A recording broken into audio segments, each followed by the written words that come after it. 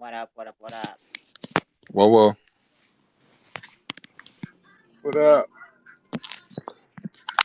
What up? What up? whoa, What whoa. What's up? good?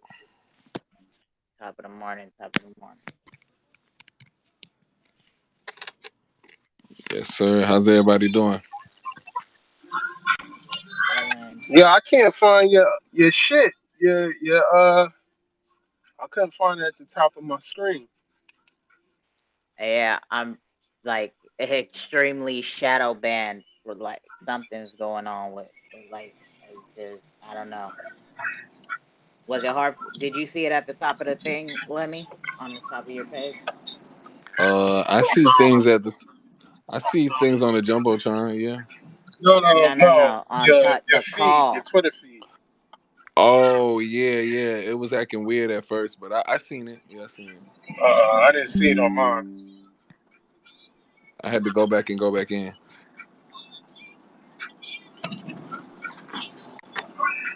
Shit is buggy, buggy, buggy. Well, what up? What up? It's 11 o'clock. It's time for the wake and bake vibes. Y'all know the vibes. Jake's, I'm muting you. 'Cause,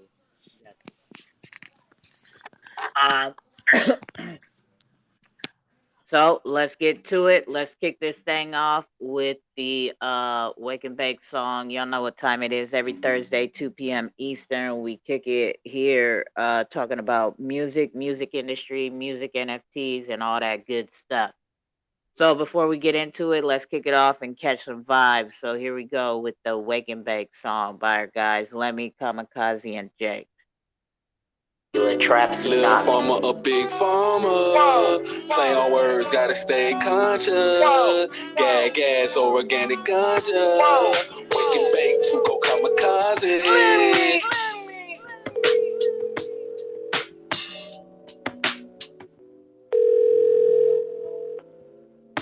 What's up? It's the Wake and Bake. Too Cold and Gorilla J. Let me and Kamikaze bringing the vibes. So pull up, cause we live. Yeah, an OG, smoking OG. I crush it down, break it up, roll it and smoke it slowly. The organic grown trees, a puff of that good weed. Could put you on a vibe that can make for good stories. Go ahead and proceed to pass the joint and don't forget to play some music. It will stimulate the mind once you get into it. We can talk about it if you're into it. That's on me, let me into cold, get into it. Y'all about the music, y'all about the movement, creating a new movement. All about the vibes and there's nothing to it. Legendary status is where we at. Where music is therapy, so just relax. Triple dose of the music facts. No side effects, you know where it's at. Little farmer, a big farmer. Play on words, gotta stay conscious. Gas or organic ganja. Wake and bake, to go kamikaze. Little farmer, a big farmer. Play on words, gotta stay conscious. Gas or organic ganja. Wake and bake, to go kamikaze. We the ball like Pearl Harbor, Coach Carter. Crypto Jace, X-rated, we grind harder. Then the clips, Lil Wayne and Dre. Xrp a reject, they can't relate. Family matters, they used to call me Steve Urkel with my suspenders on and my bug tee. Sober knew the shawty and I was bug weed. Blood type diet, guess I'm a little farmer. Big farmer, still killing off the masses. Wake and bake, every episode a classic. I prefer a real body over a plastic. So on our muse, we been triangular trapping. Little farmer, a big farmer. Play on words, gotta stay conscious. Gas or organic ganja. Wake and bake, to go kamikaze. Little farmer, a big farmer.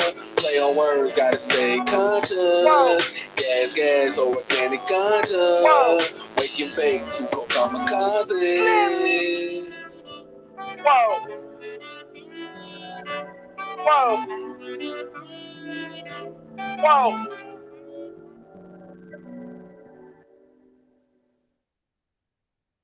All right. There we go. Kicking it off. We got our guys Lemmy and Kamikaze here, so let's get into it. What's going on with Kamikaze all the way in South Africa? What's up, my guy? Hey, what's good? What's good? Can you guys hear me? Yep, yep, loud and clear. All right, word.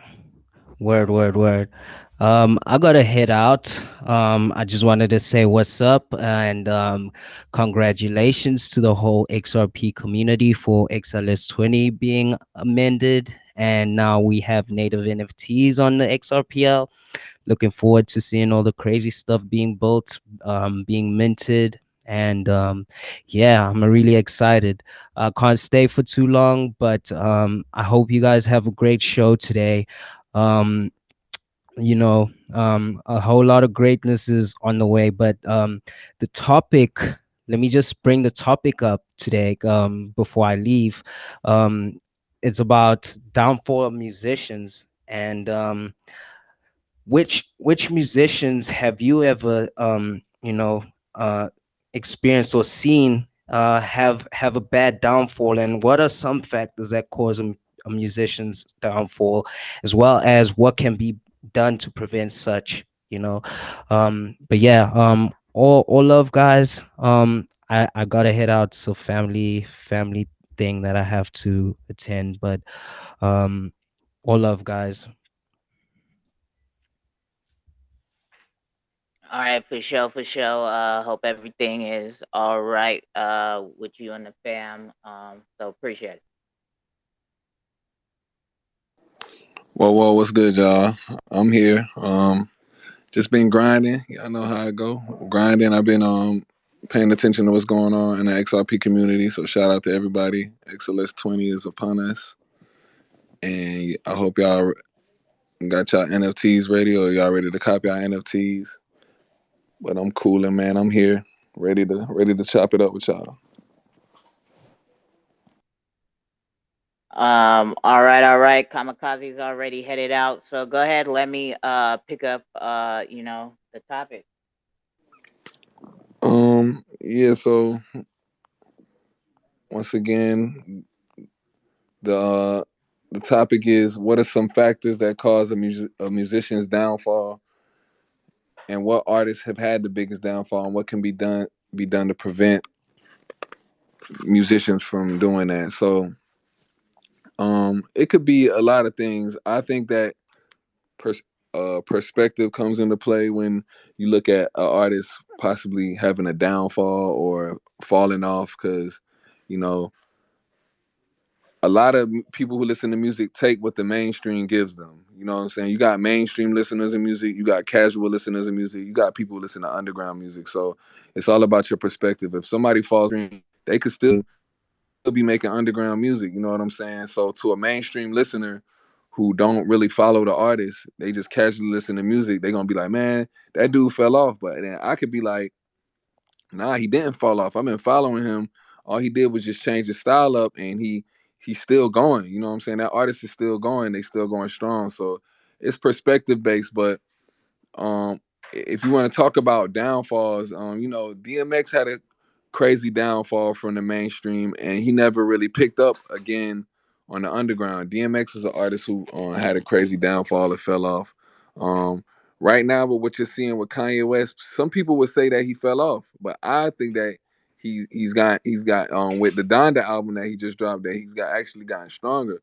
Some people will some people will equate the statements that he's making as opposed to his music, when his music is like always has been strong for the most part. You know what I'm saying? I know he dropped some a gospel album. I didn't listen to it, but it might have not been one of his strongest things because he's a hip hop artist. But you know, it's all about perspective. You know what I'm saying? So and with this game, and just hearing, it was a death in the hip hop game just now.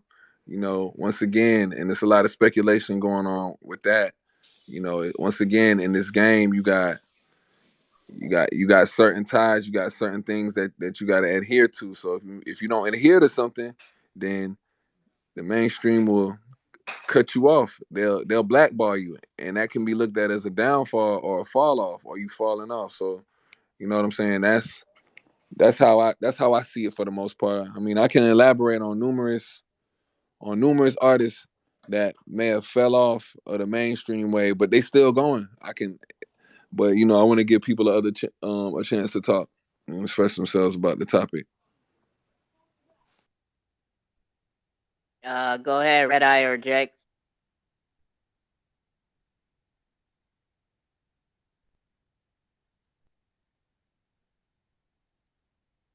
Hello, hello, Red Eye or Yeah, I'm Jake. here. I'm here. I'm here. Yeah. I think one main reason for an artist to fall off, because I know somebody that has fell off, definitely be drugs. I guess. Um, yeah, that is definitely one big reason. Yeah, I know. Mike Measy, he was on drugs around the time, I guess, when I Got Five on It song came out, and ended up getting fucked on royalties. And yeah, it was a mess. Homeboy Nate, he raps with San Quentin. He had brought Measy up here to Mendo, and Measy kind of got his life together. But I don't think he got to that status where he was at that time. Even though his songs have been in movies lately and whatnot. But yeah, just yeah, I got to stay on point, I guess. Fuck.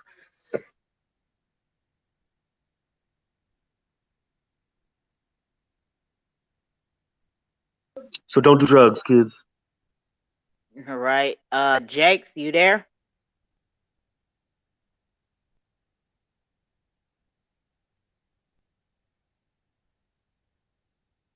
Wolf His of mic's God. on.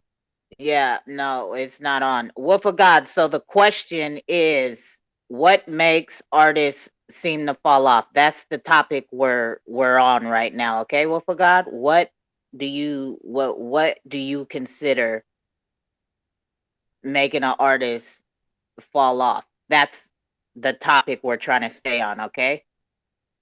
Yeah, okay. Thanks to Cole for having me up. And hello, everyone. It's this time of the week again. Hope everyone is having a great Thursday.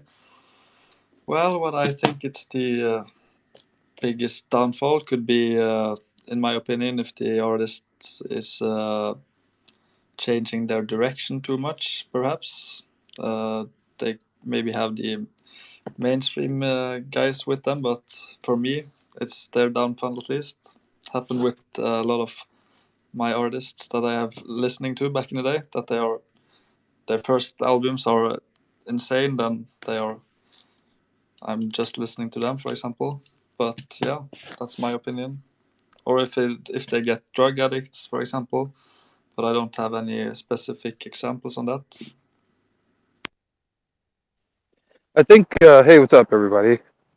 I think it's kind of evident in a classic Marshall Mathers case with the drugs, and I think that's a huge part of it for a lot of people.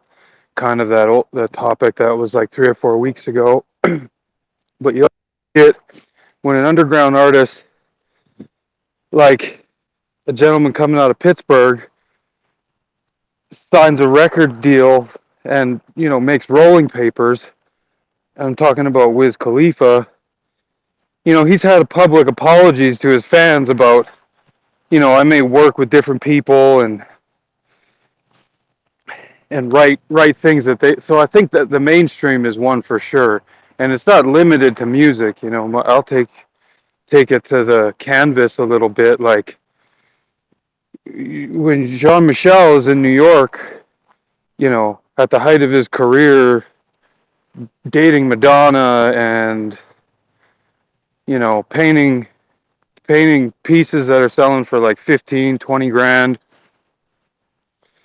in Armani suits, and it's the 80s, and it's all the stuff that's the issue there.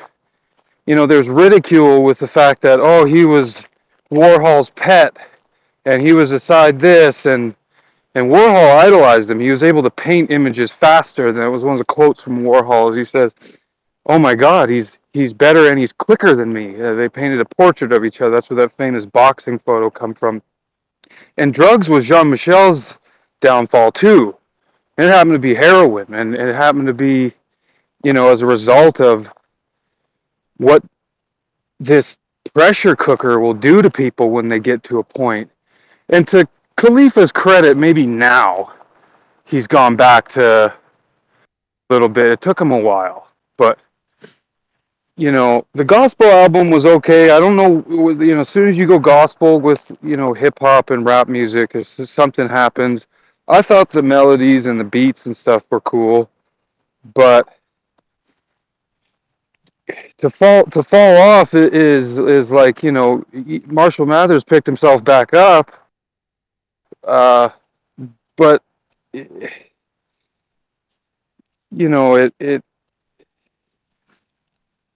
you can't go full way or whatever. It's like when you try to hit the golf ball too hard, you'll like miss completely. Or you ever try to go play pool and break the rack like before everybody, and your ball flies off the table or whatever. I think that could be the last like piece that Kamikaze was how to prevent that. Like, stop trying and hit me. It is a quote from The Matrix, right? Like, float like a butterfly, sting like a bee. Like the second you're like, oh, it's gonna be my best album, it's gonna be my best painting. You look at the greats. I dropped you. Hold on. Uh, you look at the you look at the greats, like even Picasso's small window of videos of him painting. He's relaxed. He's light. You know what I mean? So I think to prevent all that is like a self pressure, and you got to let. I don't know if it's two identities or if it's like your social guy and then your personal. I don't know who's a good example of who might do that best. But you either get swallowed up and you become them and you're Jay-Z, or you kill yourself because you can't take it, Kurt Cobain, this and that, or they say that you killed yourself and they just murked you on their own, Robin Williams, whatever, who knows. But I think you got to, you can't do drugs, don't do drugs, smoke some herbs and stuff. And you got to be able to have like a thick glass wall between you and what's going on, but still be able to penetrate it authentically, and then not stay as light as you can. I think I'm only seeing what I can see. It's just my take on it. Thanks. Yeah, for Yeah, sure. appreciate you, Appreciate bro. that. As far as a downfall, yeah, I mean it could be many things, right? It could be drugs, it could be they were killed, right? Obviously,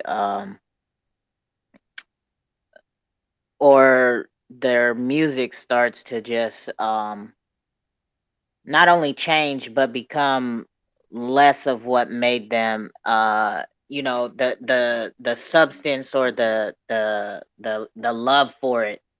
You could probably hear it change within how they're putting out music. So I think those type of factors for me would consider uh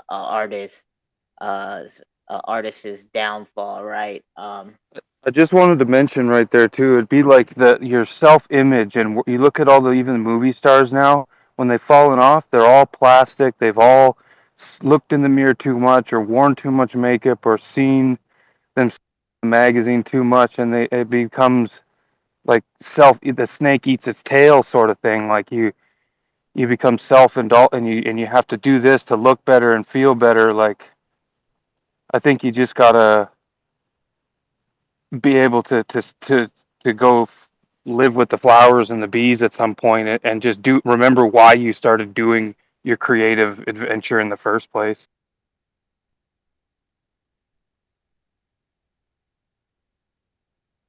So I posted Mike Measy interview in the comment box. This is an interview off of the Thizzler TV out of the Bay, and yeah, I tagged him. With any luck, maybe he might show up. I think Ice Cube's a great example. He doesn't have different hair. He doesn't have face tattoos. He's in his movies. He sounds the same. I guess the movies, when he started doing that shit with Kevin Hart and blah blah blah, he might have not fallen off, but he definitely became absorbed into more than what he was back in the day, telling record labels to beat it. And you remember the movie when they came out with NWA the movie, and he was flipping Jerry Heller's Table and stuff like that. Like Ice Cube's been around a long time. I think he might be an okay example, but it's too late to say now because he's in the movies and too much like that. I think, but Nah, it's interesting you brought his name up because when I was actually doing the research of the biggest artists to fall off, Ice Cube was on that list on complex.com. So I know he was rapping a long time ago, and Friday probably came out like early 2000s, late 90s. But yeah, they was talking about him, and he didn't have to make music again. So it's like would we put Ludacris in the same boat? Because Ludacris, he didn't. I'm not gonna say he had a downfall, but he stopped making music. He went and did movies, and he might do a special appearance every now and then. But it's like, bro, you don't really rap no more. We know you might still have it lyrically, but it's like you don't rap no more. You didn't drop an album, so it's like you can't really tell if he fell off. It's a lot of cases like this. Like that's why I say right, it's like like, try to find somebody that isn't like that. Yeah, yeah. oh, it's a few. Hold on, I got um. Like yeah, I would put Ludacris there. Michael Jackson got to a point. It's it stopped. Like I jumped in there because I was trying to remember something. Trying to say something I forgot about. I did it anyway.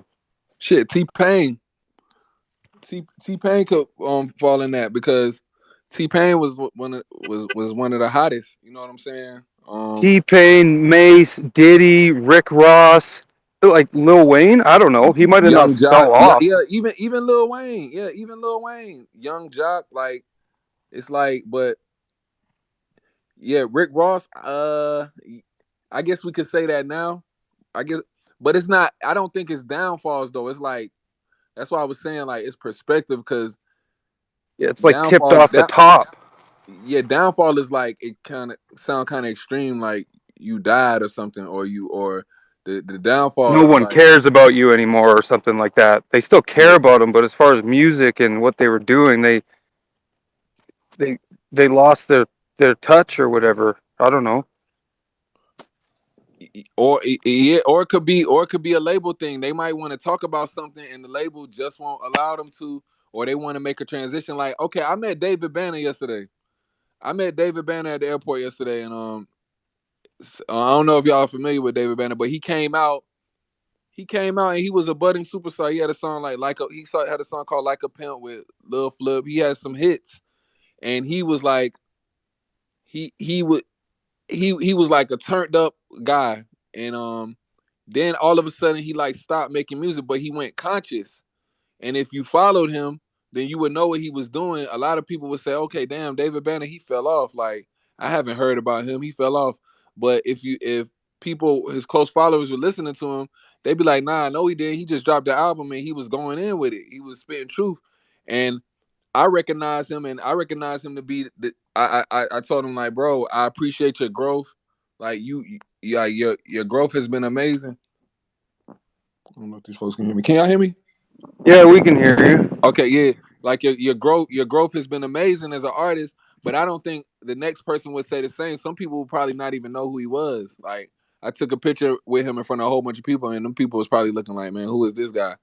So it's like perspective, and it's Right, like right. They can maintain that position in your mind as something great or whatever still, and not do it. But like, can you make the case for Shaquille O'Neal and like all that kind of stuff? Like you doing inkjet commercials, like, but people love Shaq, right? So did he elevate his game and move his business mind, or did like? I guess that's a bad example. Yeah, that's not what we're talking about. Never mind. it's Yeah. not it's not a it's not a bad example because a lot of people don't. A lot of these young kids don't know who Michael Jordan is, but they know what Jordans are. Like they don't know nothing about Michael Jordan's game. They don't know the history of Michael Jordan, but they know what his shoes are because their parents might be talking about it or whatever. Like, They don't and know. I know we They going don't into know that sport he didn't make the high school basketball team or none of that. Or that facts. he's from North Carolina or whatever. Facts. And I have these discussions with my barber all the time. My barber says none of the young kids that when he cut their hair, well, it was one young kid, they didn't know who Outkast was. And that disappointed me and him. Like, they don't know who Outkast is. We in Atlanta, and this little boy don't know who Outkast is, but the boy was showing him all these other rappers, and it's like, if I try to tell a kid who Outkast is, they're gonna be like, who is that? And it's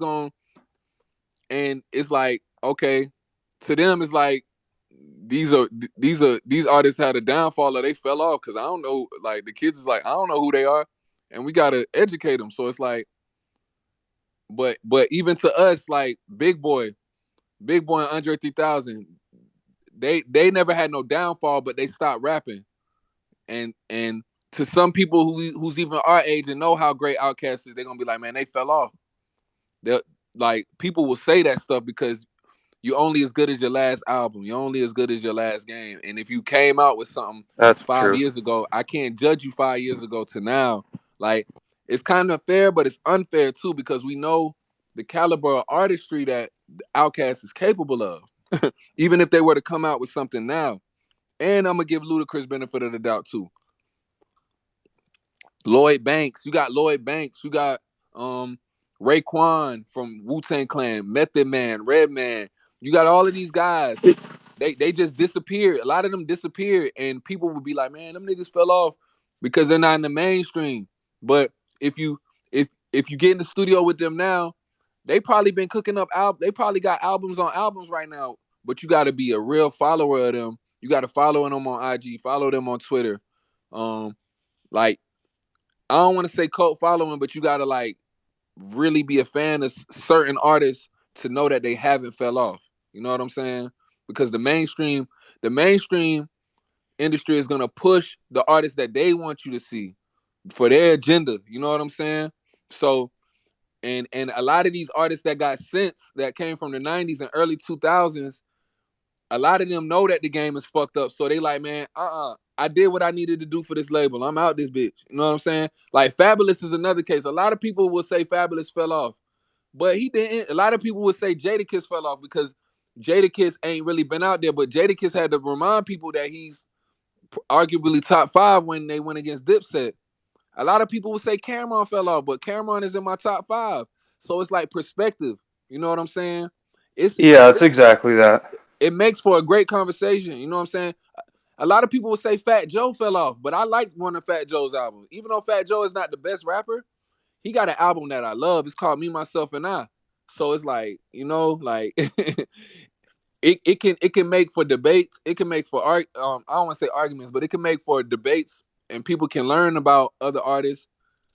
Like with Gunna and Young Thug being in jail, they're gonna be like, man, Gunna and Thug, they fell off automatically because they in jail.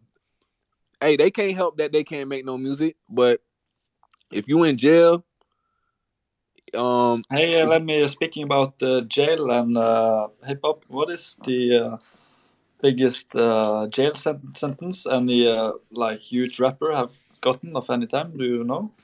Oh my um, God.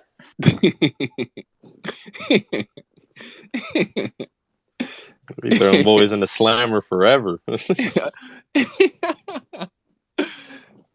hey, bro.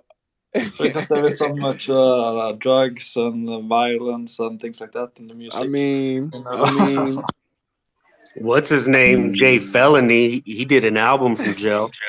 Mom's put a And block on the phone. there we go. Conversation swerved to the left to where Wolf of God wants to take it, while Lemmy was in the middle of talking about what he was talking about. So sorry, yeah, I just that was not. I ain't gonna flex. That was wild. Nah, but I'm gonna just answer your question briefly, bro. You got a lot of artists that went to jail, bro, and came out. You got some artists that's in jail and they're gonna be in jail for the rest of their life, and they're able to make music like Vibes Cartel, who's one of the biggest dance hall artists of all time. He's in jail right now. He's been in jail for probably almost 10 years, but he's been making music, and he's still the hottest dance hall artist in Jamaica. So that should tell you something. Then you got some artists who came out like Snoop Dogg. Snoop Dogg got out of jail. and Dead to Some Murder was the case that they gave me. I think Snoop Dogg was the first artist to go to jail and then come out and like it became a trend. Like I feel like the industry seen that as a trend. Like, oh shit, we can cash out off this shit. I think Snoop Dogg made that popping. I could be wrong, but in my era. But just to answer your question briefly, my favorite artist that ever went to jail is Max B. Max B, he the one who started the whole wave thing and all of that. And you know, he's still in jail. I don't know if he's gonna come out, but he had a wave of music that he dropped before going to jail. So that's to answer your question briefly.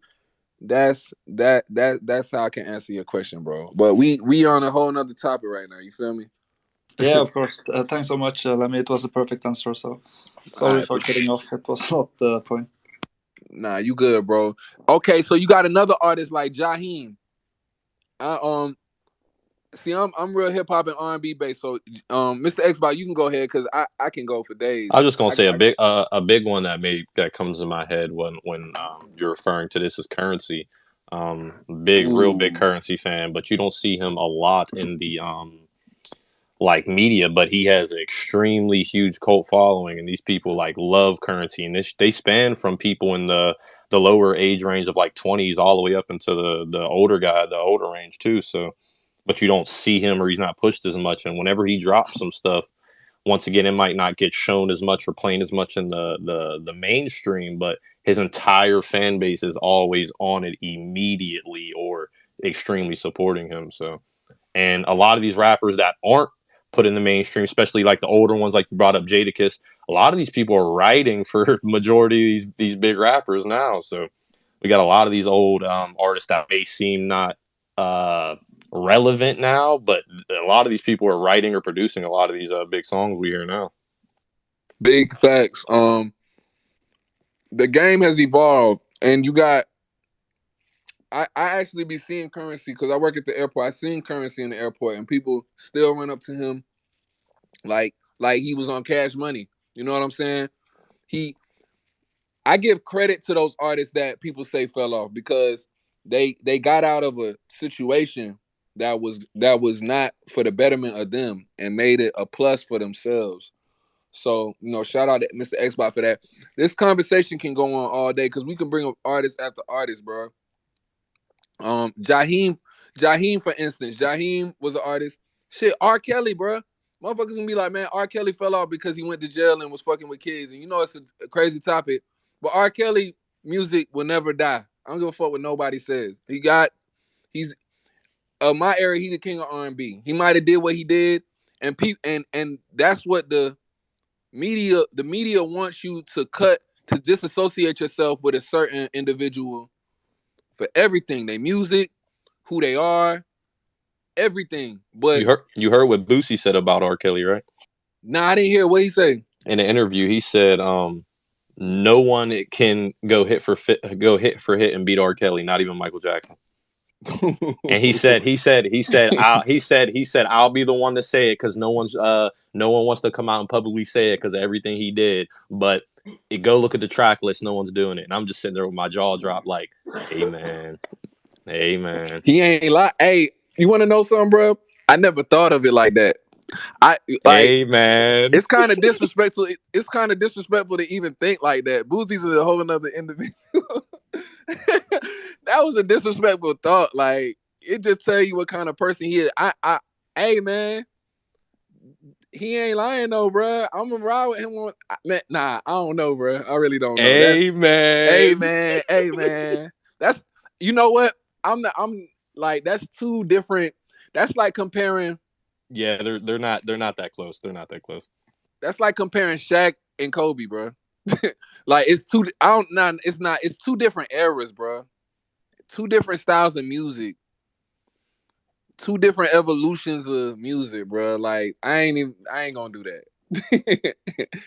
that was wild for Boosie. Boosie was wild for that. Of course, it was on the Vlad interview, but you know that. Oh yeah, for real. So who else? Kid Cudi. You think Kid Cudi?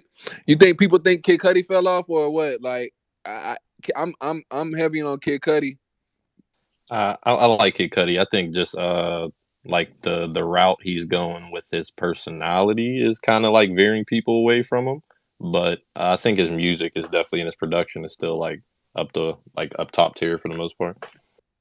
Okay. Another artist that people say fell off, or but they probably respect his lyrical ability is Lupe, because Lupe he came in the game with Kick Push, and the first album was a classic. Then he came with the Cool, and then after the Cool, it's like him and his label must have been having some issues or something. So he came out with other albums and other songs to make them happy, but like I guess it was because in the Cool he said I ain't dumbing down nothing. So that was his message to them, like, listen, G, they told me I should come down, cousin, but I flatly refused. I ain't dumb down nothing. So maybe he might have pissed the label off, but he continued to make music, and his music only got stronger.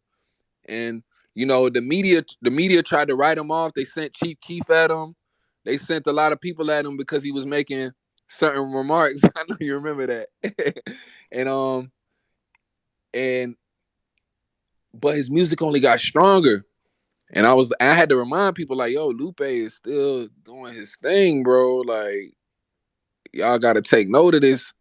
He's still nasty. Like I was about like to say Kanye. Kanye said in that Drink Champs interview that he was one of the best artists to him as well.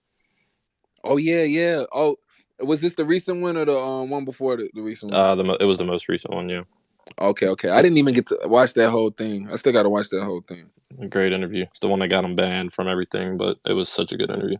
See, and before you came in here, I was touching on Kanye because the media is lashing out on him right now, and it can see when you get slandered in the media, it alters people's perspective of you as a whole, from the music side and the personality side.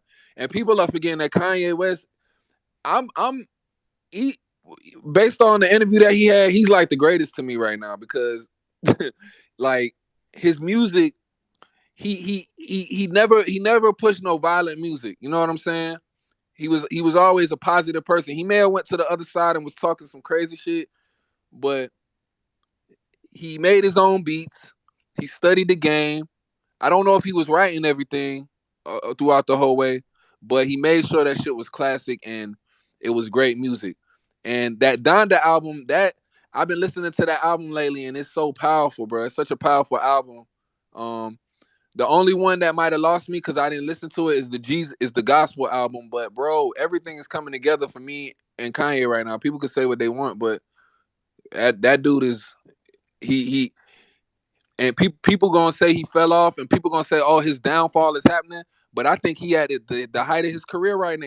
He's like he turned up again. He turned his career up again for me personally. You know what I'm saying? But people And gonna beg to differ. and just to add to that, the the few times I've sort of met people within the music industry, whenever they speak of him as a fucking genius. And the first time I heard it, from the first person I heard it, I was surprised because I really looked up to this person, and for him to say that about Kanye, really surprised me. How he pretty much said like everything that Kanye does in the media is by design. He's a market expert. He's playing the role. He's playing the character. And he said that he's a brilliant guy. He's a smart guy, and it's sort of hard to tell, through the media, sort of the way they portray him. But I mean, yeah, I just sort of want to add to that. People within the industry do, look up to Kanye. Facts, facts. But We got oh my bad. Yosef joining the conversation. Go ahead, Yosef. Yeah, I just wanted to add in on Kanye. So like they're trying to portray him as, being divisive and hating, a particular group, but really what he was pointing out is like 1% of people that we know actually control a lot of the top industries, right? And regardless of their race, it's happening. And he really has been trying to like unite people, with his all lives matter and white lives matter thing. It's not about like saying black people don't matter, but again, like the media is always portraying, oh, this white and black conflict, like it needs to stop, right? So like really like he's been preaching unity for a while, and that's what they have a problem with, and people just need to realize that, like, when they're watching the news or watching these short little clips, they're not getting all the information. And yeah, some of the things he said were kind of wrong, yeah, the way that he presented it. But man, that guy, he really is a genius. And yeah, the biggest thing that anybody could take away from what he's trying to do is he's trying to unify people to look at the bigger picture and realize, hey, we're at a time where everybody can come together and we can dismantle this power structure that's been oppressing everybody. So yeah, and Kyrie Irving as well. I mean, again, like, the way that they're presenting things is coming off wrong, and of course it's going to upset some people. Like, I have Jewish friends too that they don't really give a fuck, but like still, like, they hear and they're like, oh yeah, that's kind of sounded bad, right? But again, like, it is what it is. But people need to really, really look into the whole message before making an assumption, and not just take these media clips as truth, because it's not truth. Well, that's what the media does, right? Is they control it, right? Like you were saying, the 1%, right?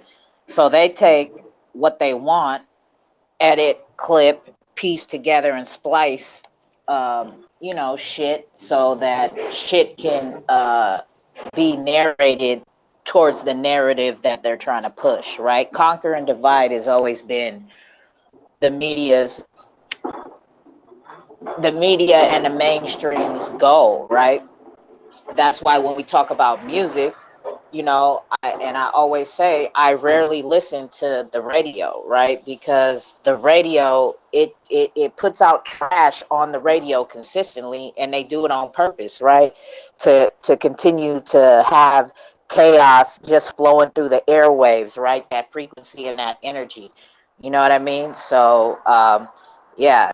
I mean, I won't say I agree with 100% of a lot of the things that Kanye does, right? But yeah, the media, I mean, yeah, that's just what they do. So, like, I feel you on the. Oh, can you hear me? Yep, Oh, we can okay. hear you. So, like, it's kind of hard to even say, but there is a line where he talks about the devil, a happy meal, you know, uh, and maybe something he did before, right? So my question is, like, um, like, if we know that if Black Lives Matter is funded by George Soros, a white guy, and the establishment has ran the strings. Hold on. A white guy, or a Jewish I'm not guy? sure, but it's not a black dude. He ain't black, is what you say. So, like, if my thinking is that because the establishment has ran Kanye and his strings and his puppets for so long too, there's got to be someone, and I do believe he's trying to set up schools and do all this kind of stuff, but it's almost like if the people want a hero or whatever, we'll give it to them. So to, like, battle the fact that people know, they make it obvious to say, like, okay, well, we'll give you the person, okay, cue Kanye, give him this shirt now, because they know that we know that Kanye knows, and therefore we sort of forget some of the lyrics and stuff. It almost feels like, again, a sort of 4D chess trap, one level up. If you guys, if there, he's already been that way, can you join the establishment, leave out there like that? But it's too much. It's all the sisters makeup, this and that. It's way too much. He's, they would kill him before they would let him, so I think they would have done that already if it was such a big deal. They want us to see him doing that. There is an element of truth in there. Somewhere between this and that is the truth with all of this stuff. But you get guidance. Guidance has got some great music. I found him 2 years ago. I just wanted to throw that out there. I've shared a few on my timeline. You guys should check them out. I post it again, but guidance anyway. My take. Thanks. You're 100% right. Like I've thought about that. Maybe he's just a player in the bigger picture. And you see, like they're trying to pass these laws where you can't say, "Oh, certain people run certain corporations." Like why can't you say that? It's not being anti-Semitic. It's just pointing out a fact, right? So like maybe that's his position in the whole grand scheme of things. And again, that's just up to us to be mindful. But that just comes into the whole talk about how music is so powerful, right? And really, like it sends a message out, and people pick up that message, especially children, and they download it into their subconscious, and it could actually shape their reality. And you look at like how these projects and these hoods operate, like I mean, there's no community really behind them, even though there is. Like, they're not actually functioning and operating as a strong community that's producing, right? So there's a reason Nah, that they're they cause chaos amongst themselves, right? exactly, Within, and that's the goal, right? exactly through the That's the music, narrative. Yeah, that's the narrative that they continue to push out, right? exactly. And And that, that's why. Oh, go ahead, oh, Yosef. no, go ahead. Yes, go ahead. No, no, no. Go ahead, and I'll finish after you. I was gonna say, and that's what was the most powerful thing about Kanye's interview on Drink Champs. That's what I took away from it. Like the music, sure, I mean, like, yeah, there people are talking about their reality, but at some point, like, when are you going to realize that your reality needs to change, and it's up to you to change it, right? And making better music, not talking about guns and killing your family members, really, because that's what you're doing, is the only way that's going to really stop, right? And I don't know, it's going to be a hard thing to do. I mean, it's not going to happen overnight, but like really, people need to start taking a look at the situation and saying, okay, we have to do better. Like, look at Offset, or I think that's his name. He just got shot in the head, right? Like, am I surprised? Not really. That guy was rapping about that lifestyle. That's what's gonna, and if you're gonna live that lifestyle, that's what's gonna happen. And especially somebody that's powerful like that Hey, I rapper, heard that it fool got goes to hit and it show. wasn't even his fault though. So I know, I'm Yeah, just saying, yeah. but yeah, again, it's not his fault. But it goes back to the whole thing about this rap gangster culture. Like, it's not healthy to our people, and it needs to change. Our people are dying. Our people are killing each other, or killing themselves. Like, it needs to change. And I know it's good music sometimes because I grew up with gangster music. I'm not dissing it, and I know people are talking about the reality, but it still needs people like these rappers really need to take a close look at what they're doing and saying, hey, is this money worth ruining our communities, our family, our existence? Because that's what's happening. And what to go piggyback off of that, right? And that's why, right, how you ended that, right, to the for the money, right? Because when they do step into the light, how many really go back into their their starting point and really try to uplift the community that kind of set them off, right? That's why for me Nipsey Hussle is a great example of that, right? Because he could have took his money and fucked everybody off and said, I'm out of here, right? I'm fucking made it out. I'm better than all of you. You guys fucking continue to be crabs in a fucking barrel down here. But he didn't. Everything he did, he continued to pour back into his neighborhood to try to uplift and bring that whole environment out of that situation, right? So how often do you see that happen, right? And I know the saying is, you can't stay once you make it out, you can't stay where you come from, because yeah, it's the crab in the bucket mentality still, right? They're gonna be gunning for you because now they feel you have what they want and they want to take it from you, and they'll do it by any means necessary, right? And that's why I believe this Web3 and where we're going, as far as, people who are, I'm not a music artist by any means at all, right? But I've always been a supporter of more so independent lifestyles, such as brands, clothing brands, music wise. Like, I would rather pour my money into those type of products and those type of people and that type of music, because the people up top, they are already winning. They're already successful. So how can we as people break out of this and show the examples that we can make it out and we don't need corporate America or these big mainstream people to come in here and take everything over, right? Look at And One, right? We talked about this before. And One was a basketball fucking a basketball brand, right? Nike swooped in on them, but they were doing it independently, right? And in their own style, and the people from their environment loved it. But then Nike swooped in and took it over, right? But this is, and I say all that to say this is, you know, the way the artist can control what they do with their music and keep 100% of their royalties, whatever royalties they attach to their music.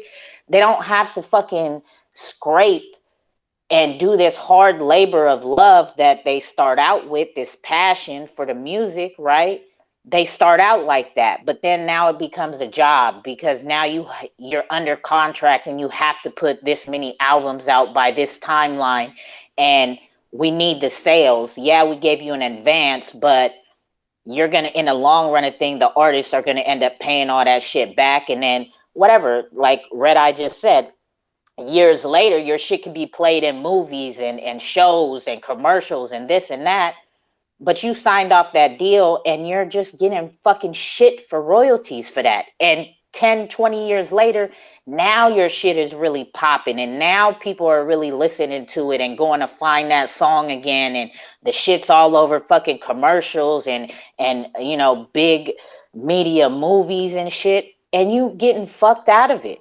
And with Web3 and the power that the artists have to control that and say, nah, yeah, I'm gonna sell my music, but it's under my control. I let my fans do what they want. They can dictate what they fans do with their music. They dictate how much royalties it is that they themselves is gonna put on top of that song once it's sold out of the buyer's hands. And you know, that's dope, and that's hella powerful to me, and it just shows that the artists in this day and age don't really need the record label, and you don't need a label in Web3 either, because there are projects popping up around that are gonna, you know, be the middleman for artists who don't know anything about Web3. Yeah, I get it, you do need that, those type of projects here and there, right? But in all honesty, if you're open to learning, you can have 100% control without having a Web3 project as your, it's essentially a Web3 record label. It is what some of these projects are trying to turn into, right? And artists don't have to do that. They can figure out how to navigate this space by themselves.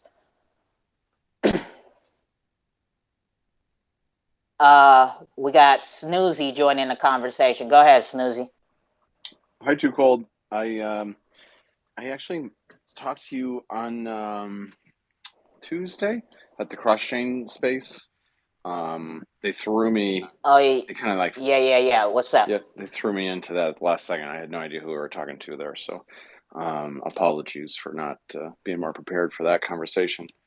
But I just wanted to say I really love what you're talking about there with like the, you know, removing the middleman of in the music industry. I think that's really awesome. I have a master's degree in percussion, and now I sell corporate software. And you know, everything you're saying here is like making me like really engaged in thinking about like my musical past. So I just wanted to say thanks, and I'm glad I followed you there, and came and checked out your own space here, where you know, probably much more comfortable than you were there. So thanks. Yeah, it's all good.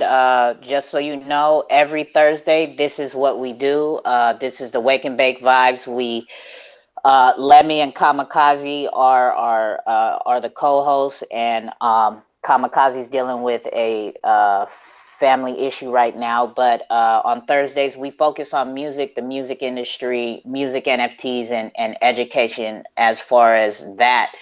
Because Kamikaze is the owner and creator of this project on the XRP Ledger called Sonar Muse, where it is giving power back to the artist. It's going to be when the platform does go live, it's going to be a streaming platform as well as a music NFT store. And what that means on the streaming side of things is artists such as Lemmy. Me and Lemmy are beta testers. He uploads his music, and I'm on some of his music, however you want to call it, narrating or talking my shit on the intro or outro, but I am on the Spitting game. track. So Triple X calls it spitting game. Okay, whatever. But when you stream the music on Sonar Muse, while the listener is listening live to the song, Lemmy and me are being paid live and in time micro payments instead of Lemmy having to wait however many months from Spotify or Apple Music or Google Play or wherever, whatever Wow. streaming platforms. He doesn't have to wait for a payout for his monetization fees. He, as the song is being played, which we every single week we play a song here from Lemmy and Kamikaze, the exclusive track of the week, and it is uploaded on Sonar Muse platform. And as I'm playing the song, while you guys are in here listening to it, they're getting paid live micro drips. There's a video on top of the jumbotron, so that's what Sonar Muse is about. But yeah, for the most part on Thursdays, we kind of focus, we step back from the markets and crypto talk and try to educate on music NFTs and music industry and the power of the artists having their own stuff. Hold on, little bands, I'm trying to get you up. Give me a second. I got to get a co-host. Yeah, go ahead, Lemmy. Or shit, we were talking about fuck, what were we talking about? Yeah, okay, so this is okay, so we got Triple X in. This is the topic is what do you consider when an artist, Red Eye, check your phone. What do you consider when an artist has been considered falling off, right, and going towards their downfall or their kind of demise in the industry? At what point is that artist has fallen off for you? When I mean, really when nobody's paying attention to him anymore. I don't care how much music you putting out. If ain't nobody paying attention to you, then it's like you fucking making music just for you to listen to. I don't know. That's a good question. I don't think you could. And that's the other thing. I don't think, like, if MC Hammer came back out and that shit was fire and he got like a Too trap legit, beat too legit to quit. Hey, hey. No, for real. If MC Hammer had somebody like Drake write his shit and he got like a fire ass beat, he could come back. MC Hammer could make a comeback. I don't know. Shit. It's art. So shit, when people stop fucking with it, stop paying attention to it, nobody want to consume it, it's over. It's over. All right, OC, go ahead, jump in on that. Yeah, I agree with what he said at the end. It's art. So I think an artist, it really falls off once their creativity stops to evolve. Once they become, once they stop growing, then they sort of stop creating that sensation of being the artist because they're not in the spotlight because they're not creating anything new. Oh shit. So I think it's just sort of when they mentally stop growing, when they mentally stop pushing for new heights, for new creativity, for new points of higher standard. Uh, but that's sort of what I think. But I do have to get back to work, guys. I'm actually running a little late, but so there's a lot of music heads in here. I would like to invite you guys every Wednesday. Wu Tiger Clan's hosting Cypher battles. Nah, fuck all that. Yesterday was the first one, and that shit was dope. And I highly recommend any artist in here. Shit, am I getting off here?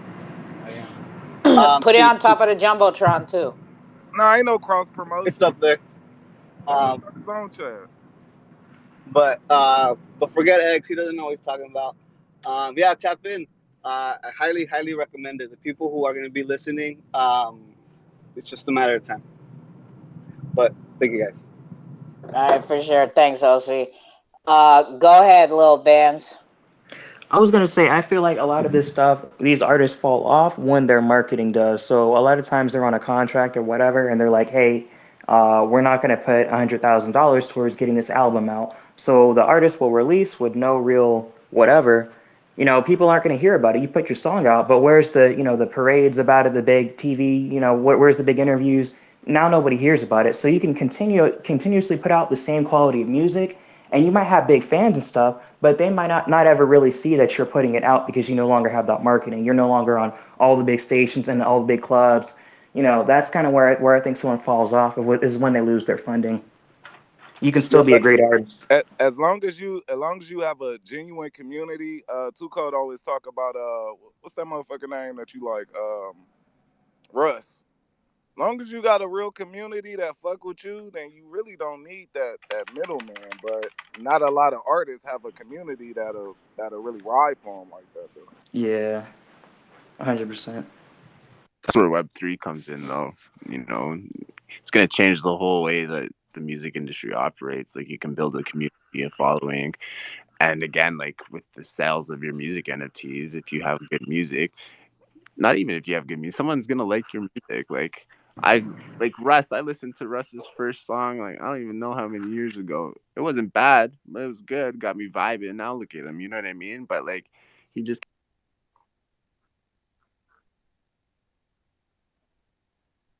Did he rug or did I rug? I think he did. I He actually rubbed. wanted to comment on that. I actually disagree when people say, you know, that Web3 is going to change everything. What is changing is changing, you know, the methods of supporting an artist. But as soon as it's still going to be a war between marketing, it's still going to be a war between who's in the spotlight, who's in the media. That is not going to change just because it's going into blockchain. So you know, artists are still gonna have to grind. They're still gonna have to work just as hard as before, because there's always still gonna be that competition from the main industry, in my opinion. I mean, yeah, I would agree because, I mean, hey, Web3 is small right now, but imagine one of those big artists, let's just say Drake, for example, you know, comes on, he's going to have more funding than any of us to put himself at the top, for example, if you're, you know, a musician. So I'm just saying, a lot of times money wins, even if like you're saying, even if the method in which we support our artists change, like, it's still going to be a battle to the top for a lot of people.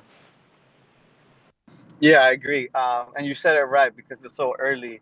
You know, the people who are the artists who are here early in Web3, in my opinion, they have the higher chance of succeeding and, you know, doing something out of it within this new industry. 100%.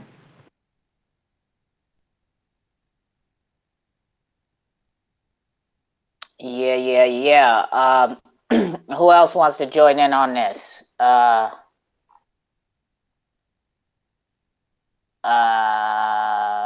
Did we already talk about who really killed Takeoff, or that's next week? No, we haven't tapped Too into soon, that bro. yet. Too soon. Well, we did a little bit, but not really. We that was included in the like the demise of Yosef talked about it when we were talking about where music, the content of the music, right? The type of music you put out is the energy you're gonna get back in return, in essence, right? So all that gang, bang, bang, shoot 'em up, right? That energy is going to be returned because that's just consistently what you're putting out. So to you know, you as the saying goes, you live by the sword, you die by the sword, right? So Go ahead, space case or whatever, space P. Hey, what's up, Too Cold? What's up, everybody?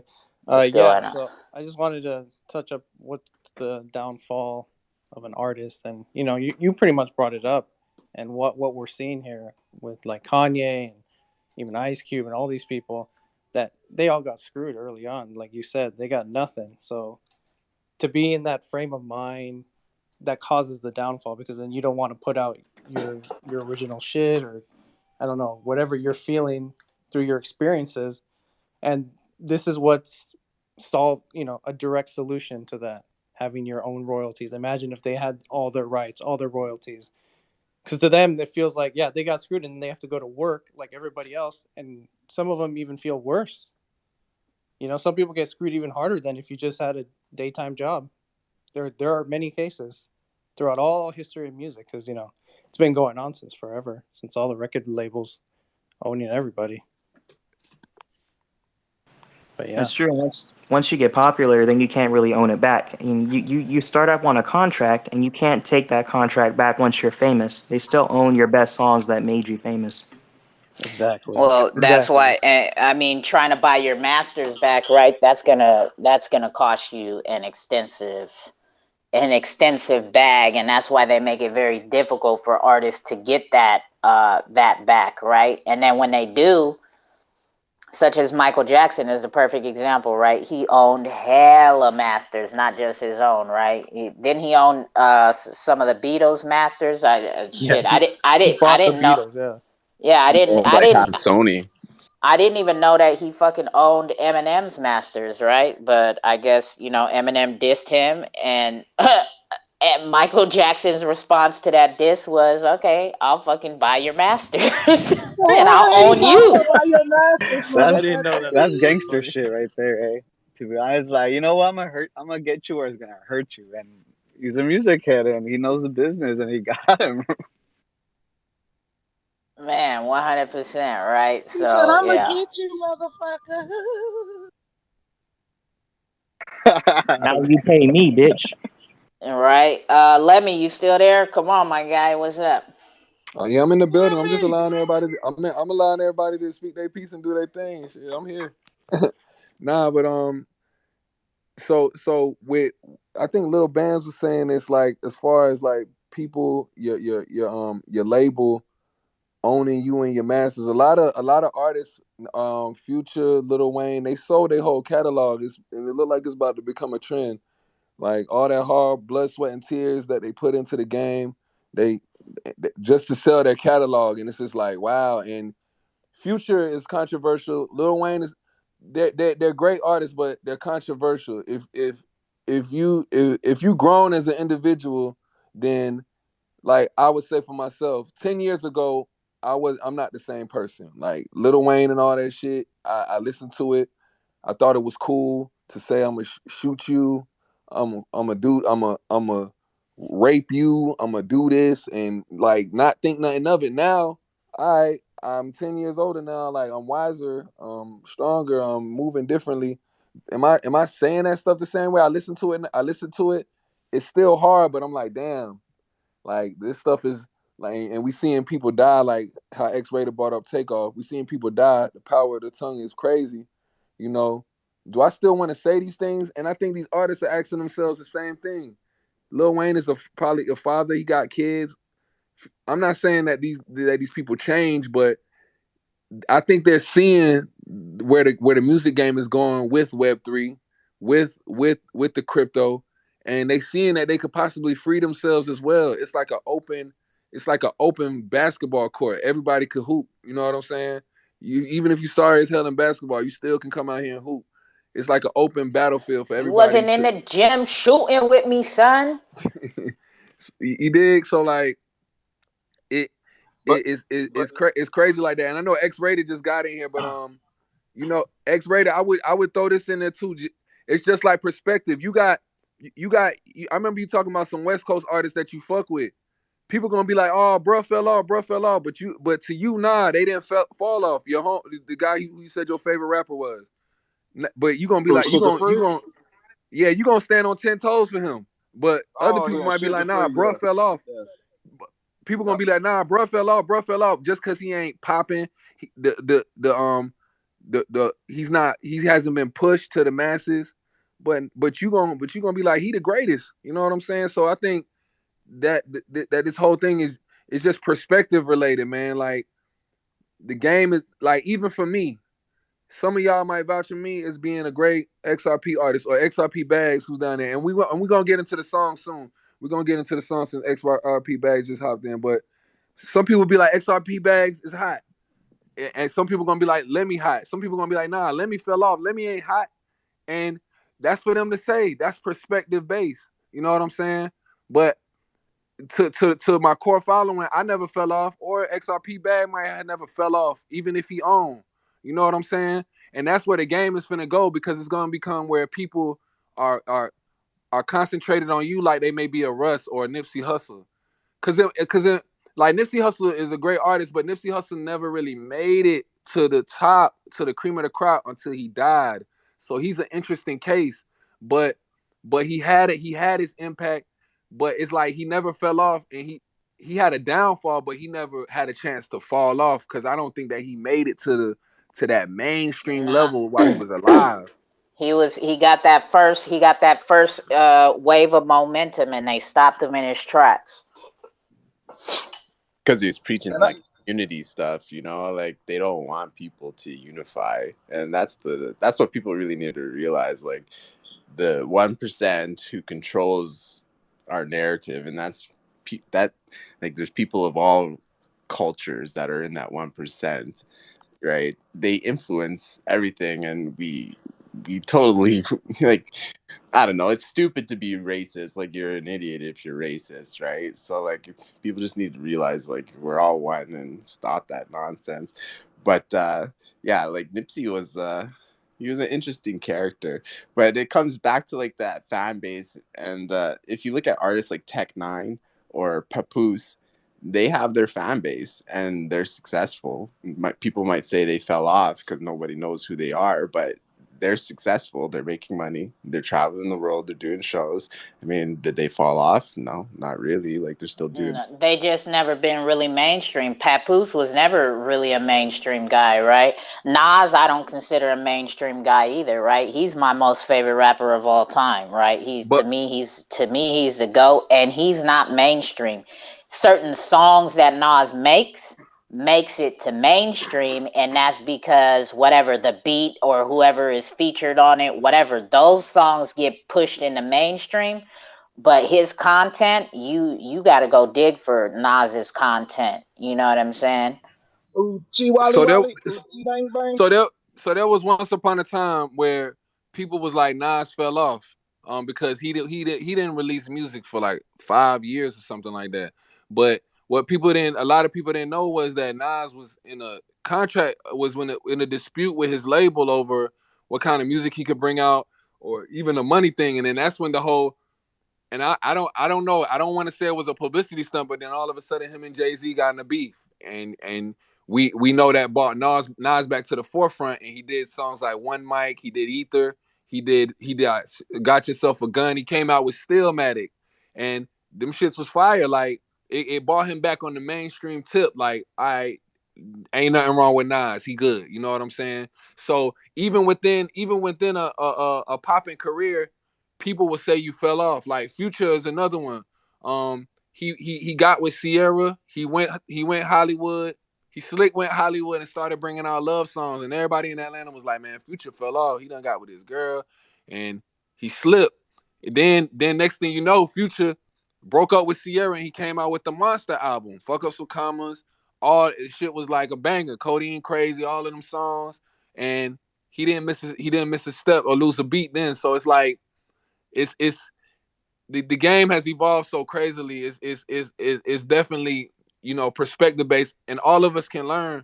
All of us can definitely learn from where other people are from, and where, because you got different artists from different regions that we may not know about, and things of that sort. So it's definitely a music history lesson too.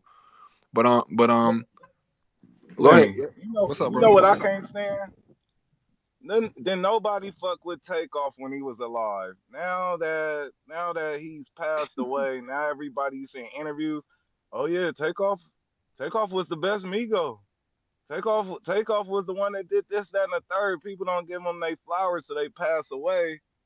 And then it's like, oh yeah, you know what? Looking back at it, like I fuck with this person, but wasn't nobody fucking with Takeoff when he was alive. He was the black sheep. Oh, black sheep of Yo, the Does it Migos. look like a left off bamboo? nah. They Hey, left the motherfucker off of Bad Bougie, Libby. They left him off of Does Bad it look like a left Bougie. on bamboo? They put a I ain't fucking midget for his. I ain't even gonna flex. I've been vouching for him. Like they all, don't get me wrong, all the Migos got their own swag. They all got their own style. That's what make them who they are. But he was definitely like my favorite, based on what he was saying. But you got a point, bro. You do have a point. I mean, people recognize him. Like where I'm at, people like would always say like, nah, he the heart, like lyrically, because he you could tell he's the most lyrical one. Like Offset got flow, Quavo is like a more melodic, but all Takeoff was like a lyrical. He was the most lyrical one out of the group. If and he was chill. He was chill. He wasn't the most popular one, but I see what you're saying. You got a point because it always happened like that. When somebody died, everybody want to be. It's a clout chasing. I guess that's why you brought it up because it's a clout chase, bro. It's definitely Exactly. it's for the clout, bro. Well, the saying is, you don't appreciate nothing or no one until it's gone, right? And that's real talk, right? And speaking of that, right, we do got the exclusive track of the week. We will get back to that. But since we're on the topic of a black sheep real quick, let me go on ahead and run this for y'all. This is a song by our guys Lemmy and Kamikaze for my NFT project, The Astute Scholars. And the first drop of The Astute Scholars is The Black Sheep. It's a it's a 5 series collection. And each character is going to be revealed once the previous character mints out, right? So, and astute scholars represent the outcast and the misunderstood in society, right? And like I said, our first character reveal is the black sheep. So since X-Rated brought it up, and this is the Wake and Bake Vibes, and we do get to playing tracks in here. Let's go on ahead and run this by Lemmy and Kamikaze. This is the Astute Scholars Black Sheep track. So hope y'all enjoy it and vibe out.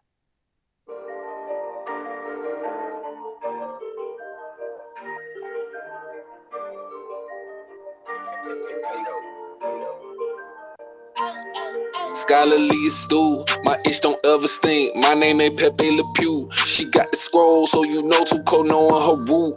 I'm a black sheep, people around me don't ever approve. We got thee with 2 E's. We got the planet Genesis. We get you 2 CDs. The Ledger is Xrp. Don't ever give them your keys. The point of 2 Coco, and I told them, if you know, you know. They never read the scroll, so they went out just like a hoe. This is not Wizard of Oz, they had no courage like Scarecrow. I'm seeing crypto colorism like we living in Jim Crow. Beside the fact that she's our host, beside the fact I like the roast, beside the fact we triangular trapping coast to coast, beside the fact that we killing 2 birds with 1 stone, beside the fact we behind the scene working, think it's a joke. Students of the gang giving you astute scholars, swagging NFT art, but we got true knowledge. They frown our nose upon us, misunderstood products, because we dropped out of high school and we set for college. I got my GED and bachelor's, I'm on learning and relearning. I said the earth is flat and I don't care about they discernment. Shout out to Token Panda with the art, that boy is working. I'm in a stool scholar, I'm focused on higher learning. The first supply 2,250. It's called a black sheep, 5 collections is spiffy. Read the scroll is peanut butter, yeah, you damn skippy. And the Genesis, she knocked it out the park like King Griffey. The first Genesis holders of the black sheep receive themselves by 4 NFTs. The second Genesis, if you know what you're doing, you'll receive some mold in from Per the Shooter. This is chess, not checkers. Gotta be able to pivot when obstacles occur and turn things to your advantage. Being astute, you gotta be mentally sharp and clever. Astute scholars remain on top of their game. For clarity, check the astute scroll. Lemmy and Kamikaze spitting all facts on the track. If you could pick up what they laying down, we the black sheeps, and we ain't playing around. Scholarly astute, my itch don't ever stink. My name ain't Pepe Le Pew. She got the scroll, so you know too cold knowing her root. I'm a black sheep, people around me don't ever approve. We got thee with two E's. We got the planet Genesis. We gave you two CDs. The Legends XRP. Don't ever give them your keys. Aspire to inspire. XRPL cookout satisfy your crypto desires. Mentally sharp, clever, the learning will take us higher. Notes on Mariah. You think you know it all, but too scared to try us. Like Moses, we see the vision through the fire. Black sheep, yeah, he's all alone. Black sheep, do it on his own. First collection is the only one that's known. Want to know more, then read the complete scroll. We set some goals and reach for the gold. 8 different traits, 5 series collection. If you know, you know. Being an outcast and misunderstood is actually dope. We don't take no bullshit, finna block your trolls. We don't gotta pose. We see the bigger picture, you see it by the pixel. It's called a scroll, not a map that you gotta follow on road. Get on the allowed list based on what you hold. There's some perks from the personal collection of 2 codes. Legends in the making, learning never gets old. Find some lessons in everything and everywhere you go. More information about the project will come as we go. Higher learning, astute scholars, we're on the road. Too smart on the road, give the people control. Education's everything, it might increase your bankroll. This is a school where you don't gotta pay to enroll. Education's motivation for everyone as a whole. My itch don't ever stink. My name ain't Pepe Le Pew. She got the scroll, so you know too cold knowing her root. I'm a black sheep, people around me don't ever approve. We got thee with 2 E's. We got the planet Genesis. We gave you 2 CDs. The Legends XRP. Don't ever give them your keys.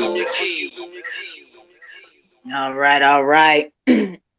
That is the Astute Scholars track right there from our guys Lemmy and Kamikaze. And if you guys don't know, there are some goodies as far as that music is concerned if you do cop a black sheep when it's minted. Certain traits will be getting certain things, right, as far as the music goes. So might want to check out the Astute Scholars page at some time. But anyways, we got Lemmy right here who dropped that track, right? Lemmy and Kamikaze. That's what they do, right? They bring they're not crypto artists, right? They've been in the game for years as far as musical artists, and they've just learned how to combine their 2 passions, right? Crypto and hip hop, and they, it's all about education and trying to inform people about where crypto is going, whether it's of specific projects, whether it's just talking about how crypto has changed their life and their life experience. uh Red Eye coined it block hop, right? So shout out to Lemmy and Kamikaze for coming through and bringing that fire for the Astute Scholars Black Sheep drop. So appreciate that. But go ahead, Lemmy. You wanted to get in and say something right here. Oh yeah, for sure. You already know. Shout out to Astute Scholars. You already know. Y'all follow that and tap in. We do got XRP bags in the building. On XRP bags, if Come you even on, want to get on, Commander. if you want to get on the mic, you can. But we're gonna introduce a song from the XRPL Rejects album. That it's a collaboration that I did with XRP bags. It's called First Take. We got Gorilla Jakes and X Rated on it as well. And I just wanted to since XRP bags is in the building, we just want to get his input on how I brought him in on the song, but I definitely share my thoughts and my whole overview on the track first. So the song is called First Take. You know, you got a song, you got a show that comes on in the mornings on ESPN called First Take, and with XRP, I always went with my first take, my first initial instinct, gut feeling with how I felt about it, and it's like these spaces are like our first take. We like Stephen A. Smith, Skip Baylesses, the Colin Cowherds for XRP. We speak on it so highly, we speak on it so definitively, and my first take is that I want um that first of all I'm gonna have diamond hands. My first take is that the use case is strong, and then I'm gonna hold on to this coin forever. So I wanted to express that in the track, and with so I we came when I was making the song. I came across XRP Bags, and I wanted to get him on this album. I met him while I was in the midst of making this album, and this is something that I wanted him to share with me, because I feel like that's his first take too. He's like he's an XRP ambassador. He's a legend in his realm. In his realm as far as XRP is concerned, so I had to get him on there with me just to share his sentiments and thoughts. And Kamikaze, he made the beat. It got the Halloween vibes to it. So I didn't plan it. I didn't plan to bring it on the week after or the week before Halloween, but it just falls in the line. Basketball season started, football season out, baseball's going on, so it's just kind of a sporty time right now. So first take, we just bringing them type of vibes. I felt like bringing that vibe this week, and even Gorilla Jakes and X-Rated could speak their piece. I'm not gonna speak for them. They did. Even though Gorilla Jakes, he came on and really did his thug thizzle on this thing. He stole it. I feel like he kind of stole the show on this track with his commentary. X-Rated, he gonna come with it. You know what I'm saying? He did his thing too. XRP Bags, he came in, did his thing. It's all across the board. It's a tough track. Kamikaze, he's not really here to speak on the beat, but it's crazy because Kamikaze, this is the rejected soundtrack. So these are beats that nobody got on, like they was all rejected, and the project is based off his rejected soundtracks album, where he had like 10 beats. He had 10 beats and nobody rapped on them. So I said, hey, these beats are hard, I'm gonna rap on these, but I want to call this album XRPL Rejects. You know what I'm saying? Because of you know just the journey that I went through along with Too Cold. We felt as if we were rejects, and we had to make a name for ourselves in this space, which we're doing, which we've done, and we're still continuing to do. But we just want to chronicleize it, and getting on a song with XRP Bags, it shows the growth. It shows that we are being recognized, and he's being recognized as well. So it go hand in hand, because I feel like people tried to almost pit us together, but we linked up. You know what I'm saying? We got a song together, and I fuck with him, and I know he fuck with me. It shows in the music. So I just want to put that out there. But at the same time, I don't want to get long winded. Kamikaze dropped a project with this particular beat on Halloween. So, like I said, it's only fitting that this song came out like a couple days after, because our space didn't fall on Halloween. So I'm gonna allow XRP Bags to just share his sentiments on the track, and then Gorilla Jakes or X-Rated can go next, and we can do our thing. Yo, appreciate you guys having me on again. Appreciate Kamikaze for the beat. Lemmy for having me on the track. I haven't heard the full track, so excited to hear the track. But yeah, dope track. It's not really like the normal beat that I normally hop on, but yeah, I hopped on it pretty much the first take, like you said. So yeah, excited to hear it. Shout out Kamikaze, Lemmy, and who else you said was on there? Oh yeah, Gorilla Jakes and X-Rated. They not really rapping on it. They doing their commentary. They do some commentary on it. So we threw them in. We threw them in on the mix. All right, cool. For sure, for sure. All right, Triple X, Jake saying on the mic, you want to go ahead and say what inspired you to find your words for the track? Oh, just how much I fuck with XRP and how it's my bottom bitch and I love her. All right, so there we go. So just so y'all know the difference, right? All right, here we go. We got Jake's coming up now.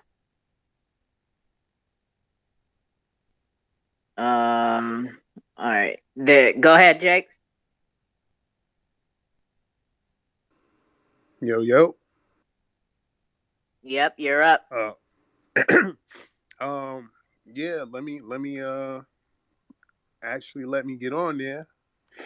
And I thought it was trash, by the way, my part, but he told me I did my thing, so I'm cool with it.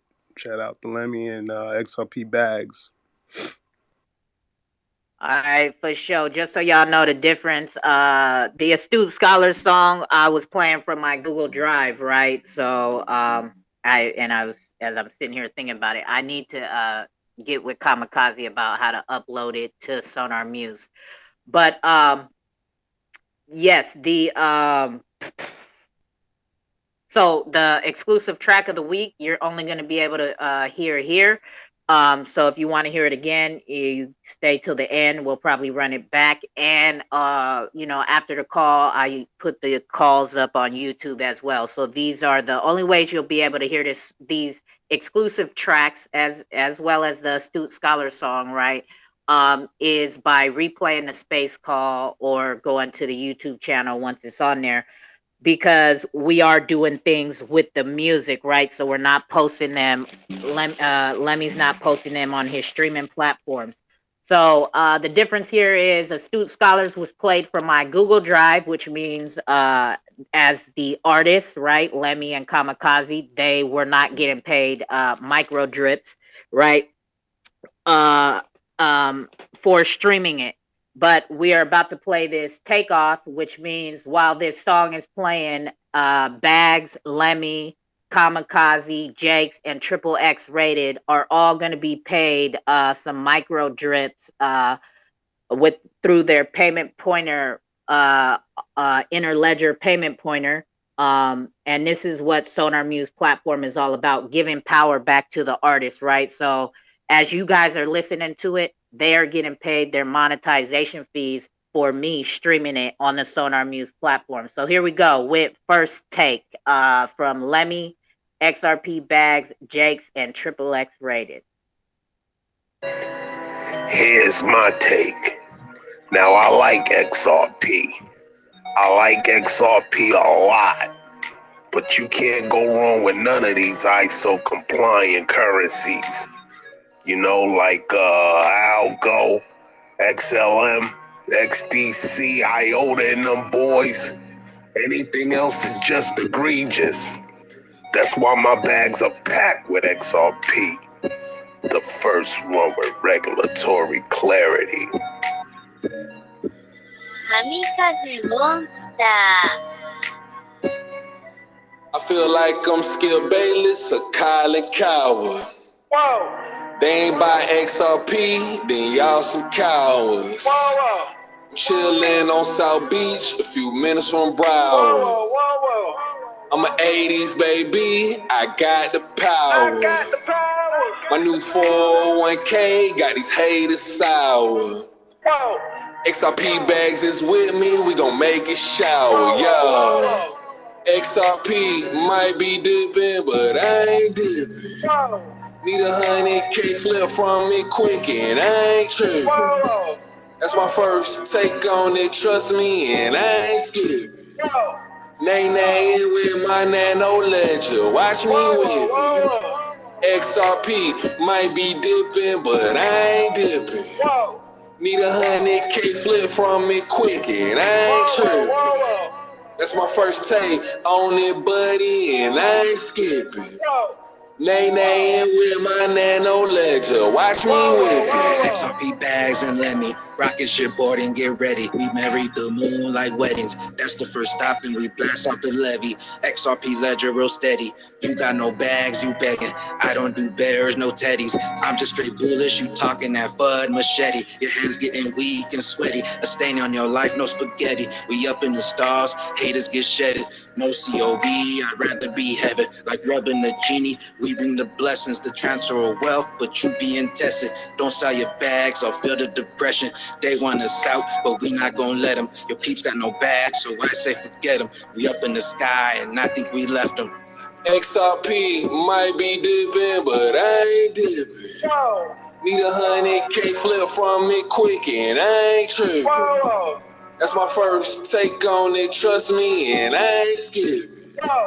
Nay, nay, with my nano ledger. Watch me, I really don't will, I really don't nay. I did not conform, I am not shenane. If my first take gon' make something shake, then like her kids, they calling me baby. Friday after next, they calling me day day. Let me in bags, them folks saying mayday. 100K flips, if I make it hit, I will not cash out, but I'm going cray cray. I'm Skip Bayless at hard against D. Shannon Sharp. Xrp Ledger, they in the dark. I light up, they black him out, give them some Hennessy. Second place, the elites got the remedy. SEC, them folks looking real finicky. Buying the lows, not selling the highs. Elmo Fudd, he come in disguise. He got a shotgun, but he know the vibes. We bustin' back, Mons is not hard, like I'm Big Shaq. Don't think I forgot, Mons is a cop. Left my folks traumatized, all in distraught. I'm a XRP Fox, not no Ethereum. Don't get it twisted though, I'm an Ethereum. You don't believe me, go hit a museum. And that's my first take, how I'm leaving it, period. Yeah, hey, what up, Lemmy? Shit, what up, Bags? What that shit do? Yeah, the price might be dipping, but I ain't dipping. Yeah, I ain't dipping. You know, no. I take that back. I am dipping. Hell yeah, I'm dipping like a motherfucker. I'm dipping knee deep in that XRP pussy, you feel me? 589 to the moon, you dog ass hoe.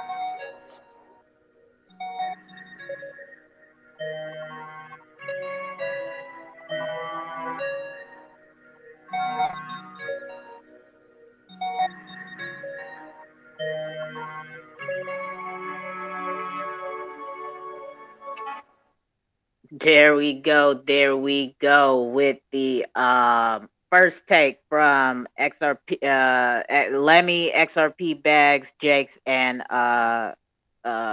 Triple X Rated with Kamikaze on the beat. Y'all want to throw some feedback between the two songs we just ran for y'all, astute scholars as well as first take. Go ahead, hit the request button. We'll bring y'all on up. And go ahead, let me. And I was gonna say, since we got Bags up here finally on the mic, if he wants to join the conversation on the topic that we had at hand. Yeah, both songs is hard. You already know I'm on them, so shit. I'm gonna be partial to myself, but they all hard. Yeah, shout out to everybody involved, man. That's like when we get the final product of the songs, they just elevate. It's like new songs to me. So I just got the song this morning, so I'll be tapped in with it. XRP Bags, let me know if. Oh yeah, you a beta tester on Sound on Mute, so it's up there, so you can listen to it. I was about to say if you want me to send it to you, I will. You know, shout out to all my beta testers that can listen to it right now. But yeah. All right. Let's ask this guy right here, Snoozy, coming in from V Chain because he's new to the block. So V Chain, what you think about them two tracks and what we talking about as far as power back to the artist with a streaming platform such as Sonar Muse? Well, it is quite an engaging idea, I have to say. Just like that instantaneous gratification. Obviously, you know, when we put out tweets that get the instant, you know, engagement stuff that, you know, triggers good stuff in our brain. And I think the same thing is the case for music artists who, you know, obviously face a different kind of a life. You know, like I moved out to Phoenix, Arizona is where I live, to be a you know, a drummer, and you know, didn't work out just because I like couldn't make enough money to like, you know, make things happen. So this is like it's like the, you know, like just making it easier to do that, like a lift almost for musicians almost. So hopefully that's not offensive to say it like that. But I also really like those tracks. I grew up in kind of like north central Pennsylvania, so I wasn't really exposed to that much like hip hop. And the ones that were all like, you know, gang related and stuff like that. So I really liked the just the usage of the words, and I wish I could, you know, hear it again to like just get the words more. But nice work. Thanks for asking. Yeah, for sure. Appreciate it. Yeah, we'll be running some music back. And if you do know any music artists, because you said you were in the music game before, let them know. Thursday, every Thursday, this is what we do, and yeah, to pull through. And we also, we if artists come and they have music, we're open to playing it over the air for everybody to hear as well, right? So yeah, just pass the word around. This is what we do every Thursday to Wake and Bake Vibes with Let Me and Kamikaze. Nice. I appreciate you asking. I'm gonna go down a listener just because I'm supposed to be working, but kind of caught me off guard. And I'm glad you asked me right when you did because I had been paying attention. But I'll avoid embarrassment, embarrassing myself. All right, for sure. Appreciate it. Yeah, Appreciate thank you, you. appreciate you, Snoozy, even taking the time out of work to comment and do your thing. Yeah, it's good to listen. I'm usually in, just like VChain or Algorand NFT spaces, and they're not related to music. I am doing marketing for a book club, which is kind of similar. They're going to launch an audio book on VChain at some point in time. So like this is pretty cool to to see this instantaneous payment back. It's really making my mind think. So I'll be back. I'll see you again next Thursday. Oh yeah, for sure. And we here. I put up calls all the time, right? So just tap in whenever. Um, Oh, hold on, Tuco, real quick. So I wanted to respond to what Snoozy said with the instantaneous payments. That's why we got songs like First Take to influence our first take. We want to influence people to to let them know like, hey, XRP is what it is, and we ain't dipping. You feel me? Yeah, I think it's pretty good. It's a nice little theme song, especially for the climate here recently. Gee whiz. So anyway, I'll step down and thanks everybody. It's good to chat with y'all. for sure. Appreciate you pulling up. XRP bags. So we had a topic. Let me go ahead and run the topic to him. See if he could jump in on the conversation since he's here. um, so the topic is: what are some factors that can cause a musician's downfall? Which artists had the biggest downfall, and what can be done to prevent musicians from falling off and having a downfall? I think most of the time the downfalls are just mainly because they were just pushed out from the mainstream and stuff, and it was just really one song that they had, and the mainstream pushed them out. So I would say if you don't want to have a downfall, just keep working on your craft, just keep making tracks and stuff like that, and yeah, I think it should be cool. Facts. I think your answer was kind of similar with mine. It's like a perspective thing. Like, if just keep working, and if people gonna follow you, they gonna know the truth. It's like the two cold coin. My coin, like, if you know, you know. It's like an if you know, you know thing. You know what I'm saying? Like, mainstream don't dictate who you are. You know what I'm saying? So I fuck with that. Hey, let me for the record. That's my dad's favorite song. The Oh, Tuco. Yeah. oh yeah, yeah, for sure, for sure. That's what's up. Shout out to your pops, bro. Hey, shout out Triple X Pops. We appreciate you. Cause he gonna go back and listen to the Wake and Bakes later. So we gonna always try to shout out Triple X Pops, right? And we appreciate your support and you finding the content that we do bring for these calls informative and entertaining. That's the goal, right? To push information and also make it appealing, right? Make it interesting and fun and have a good time while receiving the information. So shout out to you, Triple X Pop. Go ahead, Lil Band. Oh, I was gonna say another thing is like there's artists that can kind of sabotage you. Like if you think about there are people who bought up someone's ticket so that when they had their show, it was empty. You can do the same thing online when we're talking about an artist downfall. That was the topic, so I just wanted to remind that because people might think I'm just weird.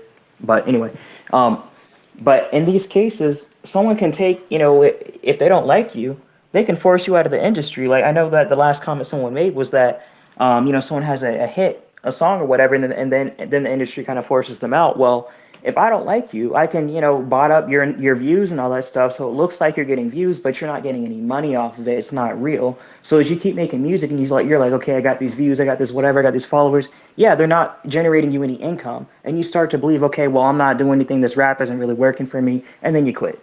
Right? There's ways to sabotage where you really think you're doing something and you're not. You're only getting up there because someone knows that they want to mess with you and puts $100 every week onto you, making it look like you're getting followers, and you're never going to make money, and no one's really going to ever see you. It'll get your account blocked. There's ways to, but people fall off because a lot of times a lot of the shit isn't real either.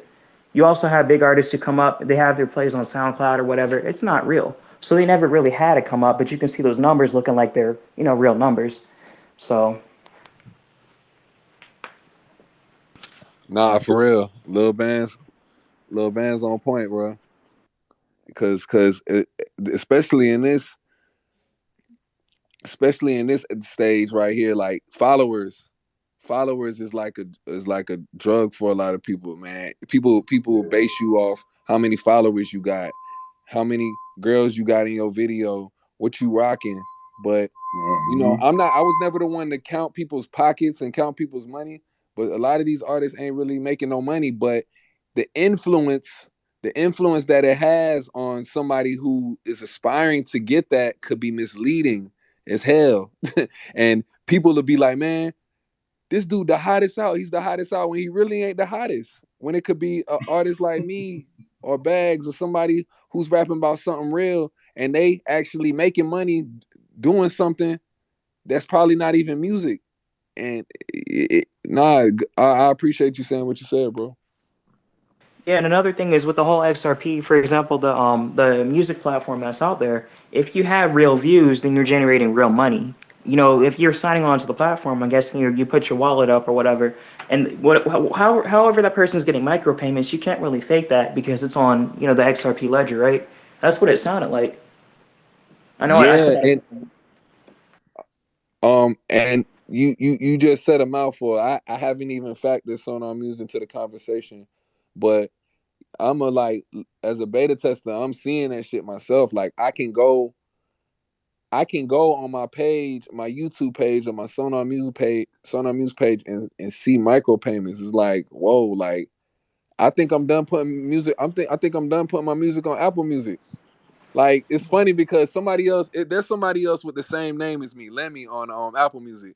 I don't know if it's on Spotify. I don't know if y'all have seen that, but they got the same name as me, and their stuff is generating more views. But I'm like, man, I don't even care. I used to care because I didn't know about Sonar Music. I didn't know about Web3. But I'm like, shit, I don't even give a damn. I think whatever song that I posted last on Apple Music might be my last song. Everything about to be blockchain because I'm starting to I'm getting this web monetization and this shit is about to be more than I ever had on Apple Music or Spotify. Like, what the fuck am I doing that for? You know what I'm saying? Like, so it's and I don't care if nobody don't know my name. Shit, I'm over here getting this crypto, which is about to be the future of the world. I feel like I'm 10 steps ahead of whatever mainstream artist is out there. And I'm able to be in control of my own shit. So, shout out to you for even bringing that up because I wasn't even thinking about Sonar Music right now. I'm just thinking about the conversation. Yeah, I mean, it all ties together realistically. Like you're one of the first artists on there, so I mean, that's already. I don't know what else to say besides one of the best things about crypto is getting in. Like Bitcoin was, not was under $100 a couple of years ago. You know what I mean? So, 100%. And another thing, you know, I fuck with the Migos, I fuck with Takeoff, I fuck with mainstream music, but those things are huge distractions. Like, why they ain't talking about XRP in the news? Like, even if they wanted to talk about XRP in the news, they could bring up the SEC case or something. Like even Right. like even throw FUD out there. Like they not even throwing FUD out there. They don't even want you to know shit about it. They don't want you. They don't want you to type X in Google for nothing. Like if you Oh, they hold want up. you to they want you to type Y in Google before you type X. Cause that's you two steps closer away to XRP. And if you find out about that, you're gonna open up the rabbit hole and see that the power structure is full of shit because they never told them nothing. People gonna be so pissed off when they find out about this shit. Cause the media done threw out all of these curveball distractions. with numbers, symbols, rappers. They sacrifice so much shit, and it's like, damn. They ate all that shit up instead of eating up the crypto. Uh, go ahead, Wolf of God. Yeah, I just want to say, hey, Gorilla Jakes, I thought you said it was bad. It was amazing. I love the Song of the Week, guys. I just wanted to know, have you guys minted any songs on the XLS20 yet?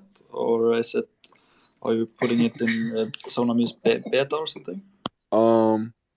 Nah, not right now. I'm just letting everything play out. Me personally, I'm happy that XLS20 is out. I'm happy that everything is going down. But I'm just taking my time. I'm riding the wave. I don't think they implemented the NFT feature yet on Sonar Muse. So I'm just I'm kicking it. But when the time comes, it's gonna come, bro. Yeah, for sure. So I want to say one thing. You said one of the first things you said is the Migos are great, but why is no one talking about crypto? Hold on. He's got a song. The Migos, the group, has a song called Crypto, and the first lyric he says is "Let's talk about crypto." So I gotta call you out on that one. It's a pretty decent song. Oh, that was just I takeoff. That was Amigos. That was just takeoff. Oh, nah. So all right, you got a point, bro. You actually correct.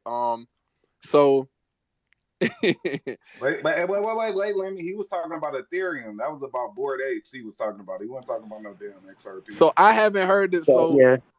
all right, I'm gonna answer this question though because I've been in this space since November, right? I met Too Cold in November. Damn, it's November, so it's about to be a year. Now that I think about it, so it's and I was making crypto music from November till now, bro. So I feel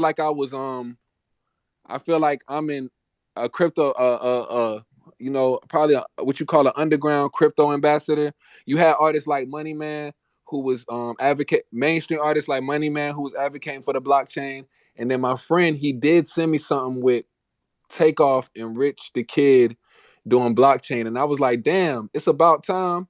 But that's not good enough for me, bro. I'm saying that to say it's not good enough for me because yeah, he did like one track, but compared to me, who I feel like I'm in control of my path in the music game because I didn't sign anybody.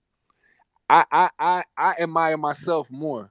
I don't really want to admire a artist. I don't want to idolize an artist who talks about who talks about what they talk about. And don't get me wrong, like I said, I fuck with them. I love them, but they idolize this, but then the masses is influenced off of that. But you could be talking about crypto way more and free the people. If you're gonna put your life on the line, because you put your life on the line for something, because you got murdered, then put your life on the line, like go all the way in. And that's why I say I rock with artists like Kanye and Kyrie, even though what they're doing might be pleasing the elite, it might be pleasing to them, or it could be just them genuinely going against the grain. They doing it, and it's never been seen before, and it's like they putting their life on the line over this shit. So it's like, yeah, he did a song about crypto, but how many people gonna hear it? I didn't hear it. I heard about it, but I didn't hear it. You feel me? Yeah, I bet if I Quavo made a song, you would have heard it. I guarantee you I guarantee you mainstream didn't push that song, right? That's No, one of they them you gotta find. That's yeah, and if my homeboy didn't send me that shit, I wouldn't have known. And it looks like the album that he came out with Quavo, they did a joint album. It looked like they was pushing that metaverse heavy because they had the infinity links and but I didn't but I even tried to listen to I didn't try. I listened to the album the day that Takeoff got murdered because I'm like, all right, let me go back and listen to it, see if there's any foretelling lines that may have got him killed. Just doing my investigation. And them niggas wasn't saying shit about crypto, bro. Like the only mainstream artist I'm probably gonna give credit to is Soldier Boy, because Soldier Boy way back when he had a whole song called Bitcoin, but we all know Soldier Boy. And so and this topic can go heavily on Soldier Boy because Soldier Boy fell off in the eyes of a lot of people. Like, but he's rich. he or at least that's what he shows, that he's rich. But Soldier Boy got a song called Bitcoin, so I know that he's into crypto. I know he's doing something with crypto because he made the song called Bitcoin in 2017. So maybe he was like, "Fuck rap, I'm into crypto, and these motherfuckers don't even know about it." And then I would get Money Man credit too.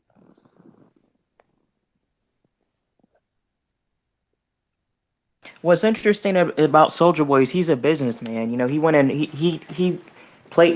We didn't hear about him for a couple of years, and then he started talking about the Soldier Boy game console. Right? It was the biggest meme and joke. Everyone was making fun of it, but a whole bunch of people bought it because of how big he made it. You know, he's smart for doing that. A lot of times people make themselves look silly or scream on camera because that, you know, I hadn't heard from Soldier Boy in a long time, and all of a sudden there's a clip of him playing the game. You know, in eighth grade or whatever, he was the biggest artist out. Every single person knew how to do the Soldier Boy. Every single person. You know, so it's interesting that people quote unquote fall out, but like you said, he's rich. He's doing something on the side. You know, people get up in the game with music or basketball or whatever it is, then they branch out to other areas. That's why this group is so important to me. This is you guys branching out. Even though the music is, you know, the music is your thing, you're still making money and branching out from what I don't know how to explain it. You're creating a business. You're creating content. You're doing XRP. You're doing music. You're branching your talents together, and it's creating funding. And that's what rich people do. That's what artists like Soldier Boy do. So I mean, I commend you on you know just getting yourself out there, and it's you know this whole year doing that. So, but I'm actually about to head out to work pretty soon. But I you know we'll jump back in Wait, as wait, soon as I wait, can. wait, wait, wait, wait, wait. You can't just lay a comment and then leave. No, I'm gonna listen. I got 4 minutes. Go ahead. Nah. Lil Bands be going in. Shout out to Lil Bands for real, because he's putting things. He's like he's like putting things into perspective for me that I want to say. And with the crypto, it's crazy because we for a person like myself who has art, which is my music. I've already invested in the crypto, and this is one thing that I got to keep reminding myself. Even though it's a gamble, I made my strong investments in the XRP, into ISO coins. I'm trying to reach my goals, and the investment is there. Now, on top of that, I make music, and I can put my music on the blockchain as well, and allow myself to web monetize, which can be in what do you call that? A subsidiary of my crypto, I guess you would call it my crypto enterprise, so to speak, my crypto in portfolio. So I'm making this bet on crypto, and then when it hits and everybody's where they want to be, shit, I'm already up. I would liken my crypto and my crypto flip to a Soldier Boy video game, like me, because I made that investment, but my music is there too, and I'm in control of it. I didn't have to sign. I waited out. I waited it out. So, on Lil Bands, I appreciate you stating that because it's like kind of a validation when you just spoke of that. Now with somebody like Soldier Boy did something that 50 Cent did. 50 Cent did the same thing. Ludacris did the same thing. Shit, Jamie Foxx was already an actor, but he came into the music game and then went back out and went to act some more. You got people like Snoop Dogg, who he went to go do his football thing. He went to go make movies. He did TV shows. He be crossing over with sports. A lot of these artists, it's like it's cross promotion. The cross promotion of music has will make it seem as if a person fell off, but they just they're just like you even see that with like the ESPN host like Michael Strahan. He hosts Good Morning America. You might see him hosting the game show because he stopped playing football, so he obviously retired. And people would think an artist retired. So it's like it's I guess it's chess moves, business moves, that will make it seem as if a person fell off. So we can all learn. We can all learn from each other, like globally. You know what I'm saying? Of any race, you know what I'm saying? We can learn. We can learn from these musicians. We can learn from the actors. We don't got to do the same things that they did, but we can learn from their journeys and know that we don't have to confine ourselves to our to our main art.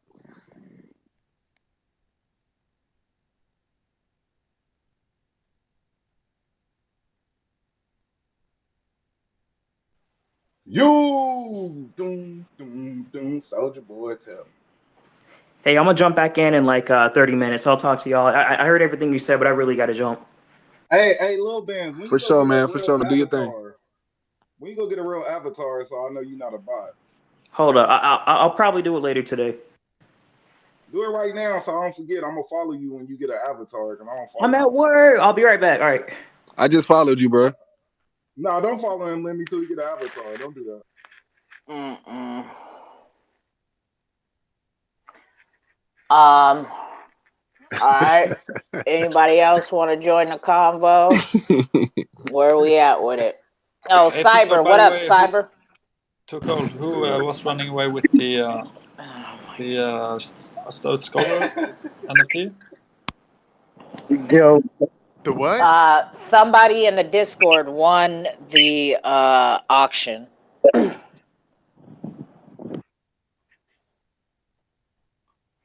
Um, can you hear me? Threw too cold off. yeah, Cyber, you want to add to this conversation? At what point is an artist, what is the word? Is the artist irrelevant, or their career is headed towards a downfall? Yeah. Cloudless. When they start talking shit to their audience,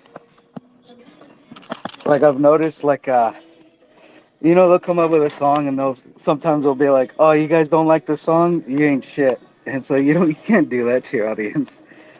And yeah, that's when they start falling off and people start like turning against them. So like they pull up President Biden. You don't vote for me, you ain't black. Right? Ooh, that made me so mad. Ooh, that made me so mad. Ah, good one, Cyber. I like that one. You got some, yo, to speak on that. You got some artists that really shitted on their audience. Like they even do it. They even do it unconsciously with all the ice, with all the cars. Like we don't got that stuff. Like we rap to it because we feel like we have it. But like if you was really a hater, like them dudes in Houston, like then Mm-hmm. you can end up They dead. teasing You, them. you can Lemmy, end he up dead, teasing them bro. with the music. He Yep. teasing them. But You can. speaking of that, let me. That's true because some artists can get also too high on themselves. For example, I remember I was on a Iron Maiden concert. I don't know if it's like that in the hip hop culture, but I was in a big concert in Oslo actually, and they were like, "What the fuck is wrong with you guys? You're so cheer up," and they were hating on the audience, like speaking shit to the audience. I was like, "What the heck is this?" Yeah, man. You can't go against your audience, man. You got to know your personnel. It's like Marvel, right? Marvel's like, well, then this movie isn't for you, and then those movies flop. It's like, yeah, talking shit. Marvel Dope movies are cool. perspective. That was a dope perspective. You have I don't know if you like Spider-Man, for example. I don't the biggest fan of Spider-Man, but the Thor and things like that are cool. We got Present in the house. What's up, Present? You want to join the conversation? Hey, what's up, everybody? So this is a cool room right here, and I'm thinking some of you guys got some crypto music that you guys make, right? I like to make music, and I've actually just recently started making some crypto tracks. I never used to make crypto tracks before, but um, I got quite a few now, and they're actually some of my favorites, like turning into some of my all time favorites. And if you got some crypto music, I like to check it out. Hit me up on DM, send me your link, I'll check it out. Send you my links, you can check out my music and just trip out on it. Just click on Lemmy's page right there. And on top of the Jumbotron is Kamikaze's page as well. They make crypto music. XRP Bags makes crypto music. And every Thursday, we where did he go? Oh wow. Is he? Oh no, his picture changed. Damn, that fucked me up. Um, Every Thursday, we're here. This is what we do. We talk about music NFTs, and if you don't know, so you make crypto music. What blockchain do you focus on, or where are you at? So my latest song was for the Psycho Kitties Mad Hair, that project. I don't know if you know them. They're on the CDC, Crypto.com NFT. It's Ugonzo and the Real Genius, and I made a nice track. I made a nice track for them, and there's in the community they consider it like the anthem. So that actually that's turned out pretty good. You know, I didn't think it was gonna be like that. But I'm really appreciative of that. And then other than that, my other tracks are just based on. I got a couple on XRP, the XRP blockchain, and then after that, it's just broadly speaking on crypto. You know what I mean? A broad look at it. Okay, so you're On my knowledgeable journey. of XRP. Let me ask you: Have you heard of Have you heard of the project called Sonar Muse? I have not. All right. Well, as an artist and as a XRP, you're informed on XRP. It's on top of the jumbotron as well. Just look on top of the jumbotron. Everything on top of the jumbotron is very informative for you. Sonar Muse is a project on the XRP Ledger. Our co-host is usually here as well, but he's dealing with some family issues. Kamikaze is his name, and he's the owner and creator of this platform called Sonar Muse. So it's for music artists. It's going to be a streaming platform as well as a music NFT store. So what that means for the streaming platform side of things is instead of Apple Music or Spotify or Google Play or YouTube Music, artists such as Lemmy will be utilizing Sonar Muse because the streaming platform side of things, artists are paid in real time as listeners listen to their music instead of waiting once a month or every 3 months, quarterly, however you guys get paid for monetization for your music being streamed. Uh, as a listener's listening to the music, you get paid in real time through your interledger payment pointer micro drips, and then you can include anybody to get paid on it that worked on a song. So like Lemmy and Kamikaze and myself, whenever we play a song off of there, we all three get paid micro drips. XRP Bags has some music on there. Whenever anybody listens to his music, he gets paid live as a listener is listening to it. And then the music NFT side of the platform, you'll be able to upload songs or albums, and it's not a secondary market, so you could put the songs up there or the albums up there for sale as NFTs, but then you won't be able the buyers won't be able to relist it. They'll have to go on a different marketplace throughout the XRP ledger to put the music up for sale. But that's what Sonar Muse does. And as an artist, and you say you make crypto music, my personal suggestion is you should take a look into Sonar Muse. And you Definitely, I want just to check it out. And is it because I've this is really cool, and I don't know, is it tough? Is it kind of hard to navigate through that platform? Well, no, it's not, but it's not the website's not live yet. It's only in beta. And you just barely missed the submissions for artists to put music on there, right?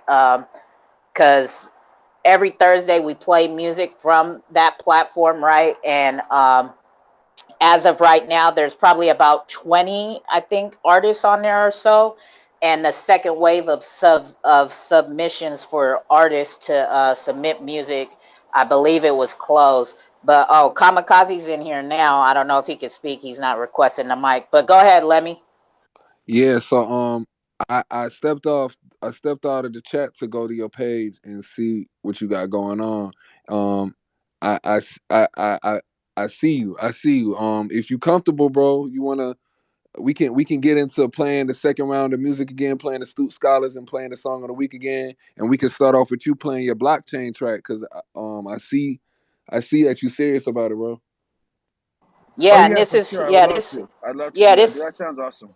this is what we do, right? We do every Thursday, and artists such as yourself who pop in and want to join the conversation and get educated. If you got music to present, go ahead and DM me a link, and once I get back to my desk, we can run the music round again for all the people who missed the music earlier. Hey, well, that's a great thing you guys are doing here, man. You guys are playing off of the off of that off of that list, right? That's so cool, dude. It's like blockchain music. That's so sick. Yep, yep. Yeah, for Let sure, for me sure. Lemmy and Kamikaze do the same thing. They got various tracks for and about projects on the XRP Ledger that, such as X Parrots, they have what they call a short movie. It's a little 7 minute little cartoon movie on YouTube. They call it a short film.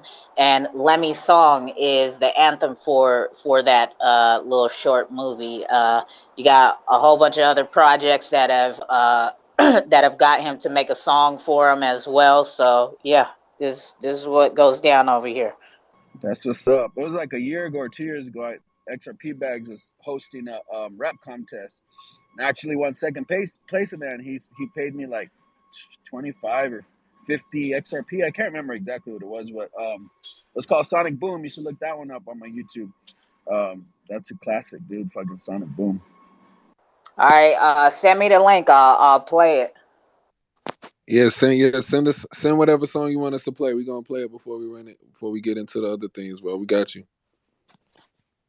Well, since you're here, you can join the conversation since you're an artist as well. The topic for today is, in your opinion, what do you consider the turning point of when artists in the industry have hit a downfall or shit? Is that how you frame it, Lemmy? You frame that question. All right. So the question is, what are some factors that cause a musician's downfall? Which artists have had the biggest downfall, and what can be done to prevent musicians from such?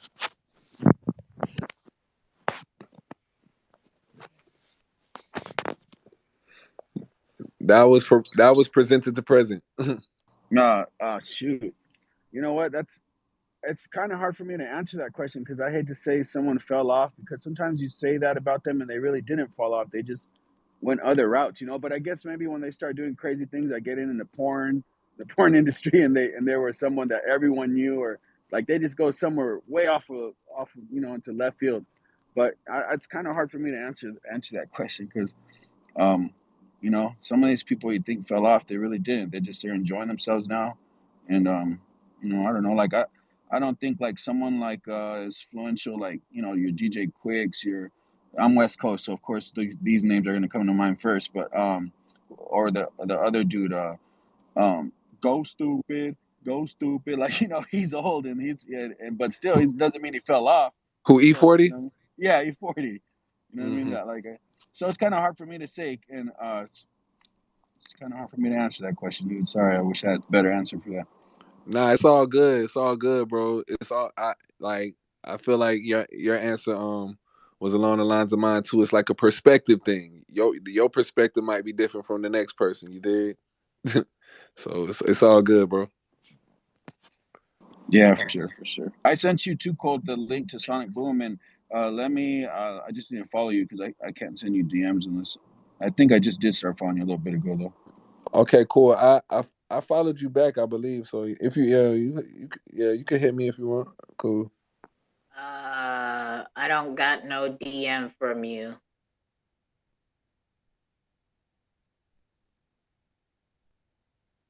Too cold. The black sheep in the corner. The Yeah, I sent host. it. I sent it to Too Cold. I sent a direct messages right there in your direct message. I sent you Oh, you know Sonic what? Boom. Oh, it's probably up here. My bad. Okay. Give me 2 seconds. All right. So here we go. We got we got a a newcomer to the room who has just stumbled upon us, and he's in the music game. His name is Present. Um, and we're glad you found us. And apparently, he makes crypto music and whatnot. And so go. I think he just told us that this song was in a XRP bags competition, and he won second place. You said. Yeah, second place, like All 25 right. XRP, something like that. I forgot. All right, and he won second place in this competition. So shout out to Present. Thanks for popping up and pulling through, and we hope we see you again. Right here is his track Sonic Boom. I'm playing it off of YouTube, so y'all know.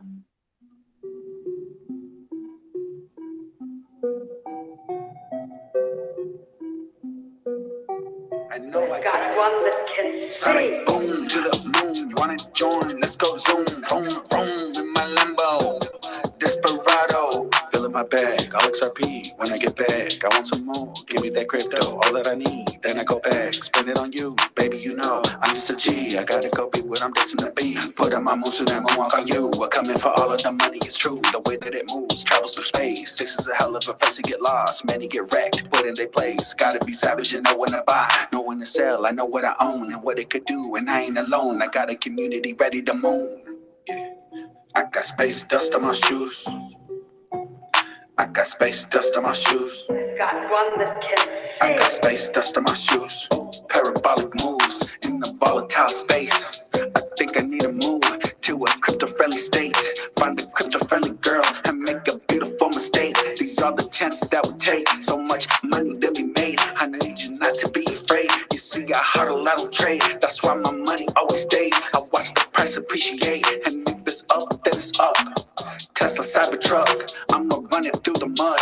Don't get caught up in the FUD. They will never pull the plug. These streets show me love. Let's load up and get the dub. I got space dust on my shoes. I got space dust on my shoes. I got space dust on my shoes.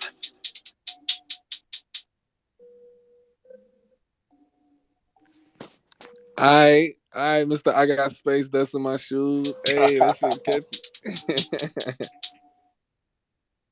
Yeah, that was a little bop. I like that. Good shit. That was That shit pretty was different. It was different, yeah. bro. That Heck definitely yeah. that's what's Appreciate up. that. Yeah, shout out to you. And if you know any artists yourself, like I said, we're here every Thursday at 2 p.m. Eastern doing this, the Wake and Bake Vibes, where we talk about music industry, music NFTs, and all of that good stuff that has to do with music. And we try to really educate even just artists that don't know nothing about Web3 or music NFTs, and we try to inform how the artist can keep 100% control of their art. So yep. Oh, that's another question. So when your music, like say that song, it goes on to that what you said it was. Sorry, I forgot the name of it. But Sonar when it Muse. Sonar Muse, so when it goes on there, like there's not gonna be any issues. Like you know what I mean? Like I think XRP Bags might have even created that beat, if I remember right, or I'm not sure because we all had like 4 beats to choose from. You know what I'm saying? What I'm trying to get at, like, is it all gonna be like legal and all Yeah, that stuff? yeah, there is a process that Sonar Muse does go through. Lemmy can talk more about it, I believe, more so from the artist side. I mean, he's not a part of the Sonar Muse platform, but he is a beta tester and in, very good contact with Kamikaze, the owner and creator of Sonar Muse.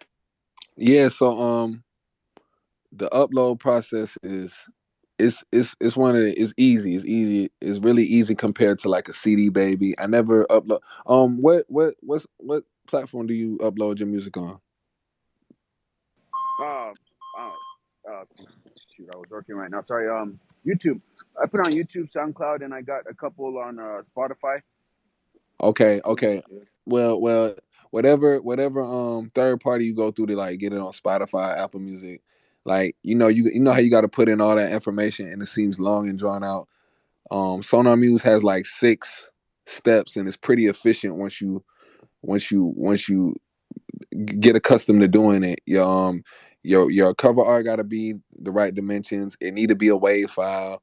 Um, Whoever was a part of the song, you um since it's in beta testing mode, of course we got our accounts. We have our artist account. You're gonna have an artist account and you're gonna have a user account.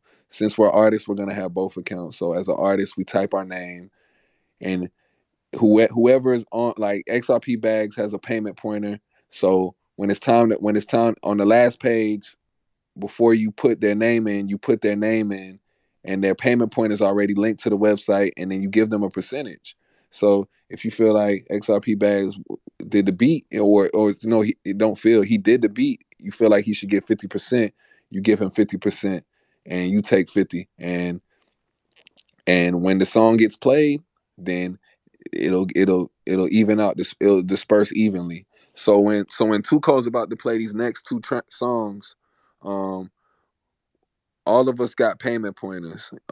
So especially the one with me, her, and Kamikaze. The the web monetization goes three ways. So and the the uploading process is very swift. You know, you can discuss with whoever was a part of the song how you gonna, you negotiate how you want to disperse it, and then you just move from there. Once it's agreed upon, and it's lit, bro. It's really lit. and you That's so and interesting, dude. Yeah, I wish because I see that you in the game, and I went on your page. I see that you committed to this. I wish you would have known about the second wave. It just ended on November 1st. You could have got in, and whatever they have planned for this wave of artists, you could have got in on it. But it's gonna just keep an eye to the street. You should follow their page on Twitter. Keep coming through. You could possibly speak to Kamikaze himself, and you know we'll get you straight, bro.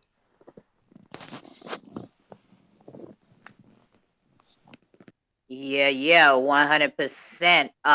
Speaking of that, so it sounds like, are we about to wrap this up?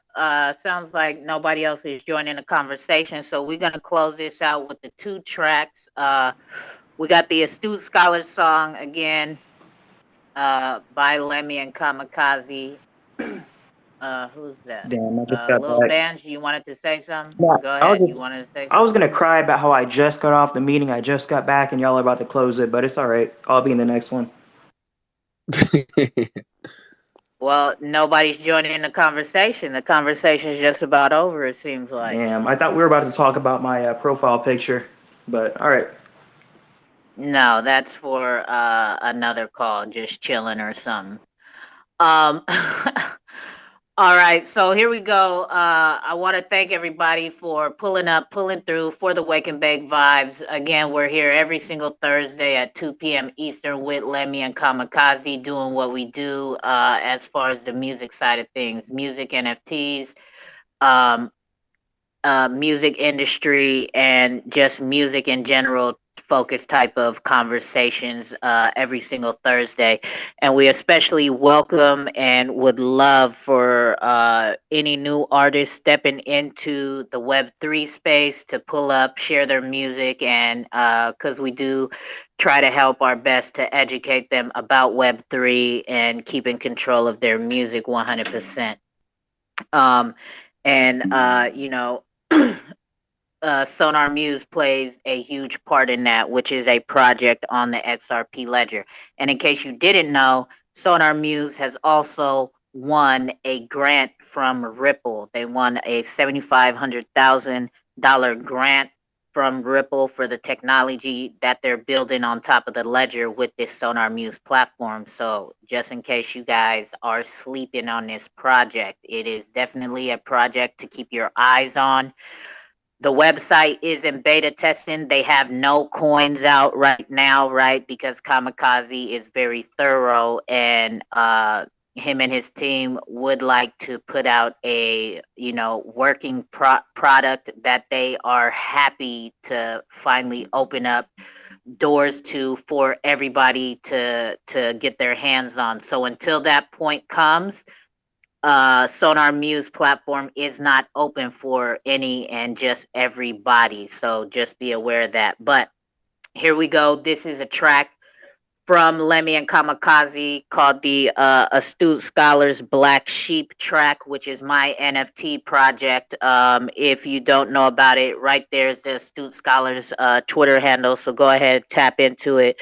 The roadmap, quote unquote, Astute Scroll is laid out, the website, the Twitter page. Go ahead, take a look around. But if you don't feel like reading, you can learn through you can learn about astute scholars right through this track that they dropped. So here you go with astute scholars.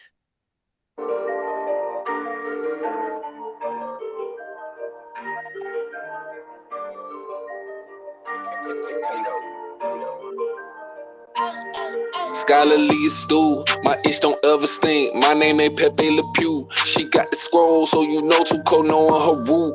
I'm a black sheep, people around me don't ever approve. We got thee with two E's. We got the planet Genesis. We gave you two CDs. The Legends XRP. Don't ever give them your keys. Let's point her to Coco and I told them if you know, you know. They never read the scroll, so they went out just like a hoe. This is not Wizard of Oz, they had no courage like Scarecrow. I'm seeing crypto colorism like we living in Jim Crow. Beside the fact that she's our host, beside the fact I like the roast, beside the fact we triangular trapping, coast to coast, beside the fact that we killing two birds with one stone, beside the fact we behind the scene working, think it's a joke. Students of the game giving you astute scholars, swagging NFT art, but we got true knowledge. They frown our nose upon us, misunderstood products, because we dropped out of high school and we set for college. I got my GED and bachelor's, I'm unlearning and relearning. I said the earth is flat and I don't care about they discernment. Shout out to Token Panda with the art, that boy is working. I'm in a stool scholar, I'm focused on higher learning. The first supply 2,250. It's called a black sheep, 5 collections is spiffy. Read the scroll is peanut butter, yeah, you damn skippy. And the Genesis, she knocked it out the park like King Griffey. The first Genesis holders of the black sheep received themselves by 4 NFTs. The second Genesis, if you know what you're doing, you'll receive some mold in from Pearl the Shooter. This is chess, not checkers. Gotta be able to pivot when obstacles occur and turn things to your advantage. Being astute, you gotta be mentally sharp and clever. Astute scholars remain on top of their game. For clarity, check the astute scroll. Lemmy and Kamikaze spitting all facts on the track. If you could pick up what they laying down, we the black sheep, and we ain't playing around. Scholarly astute, my itch don't ever stink. My name ain't Pepe Le Pew. She got the scroll, so you know too cold knowing her root. I'm a black sheep, people around me don't ever approve. We got thee with two E's. We got the planet Genesis. We gave you two CDs. The Legends XRP.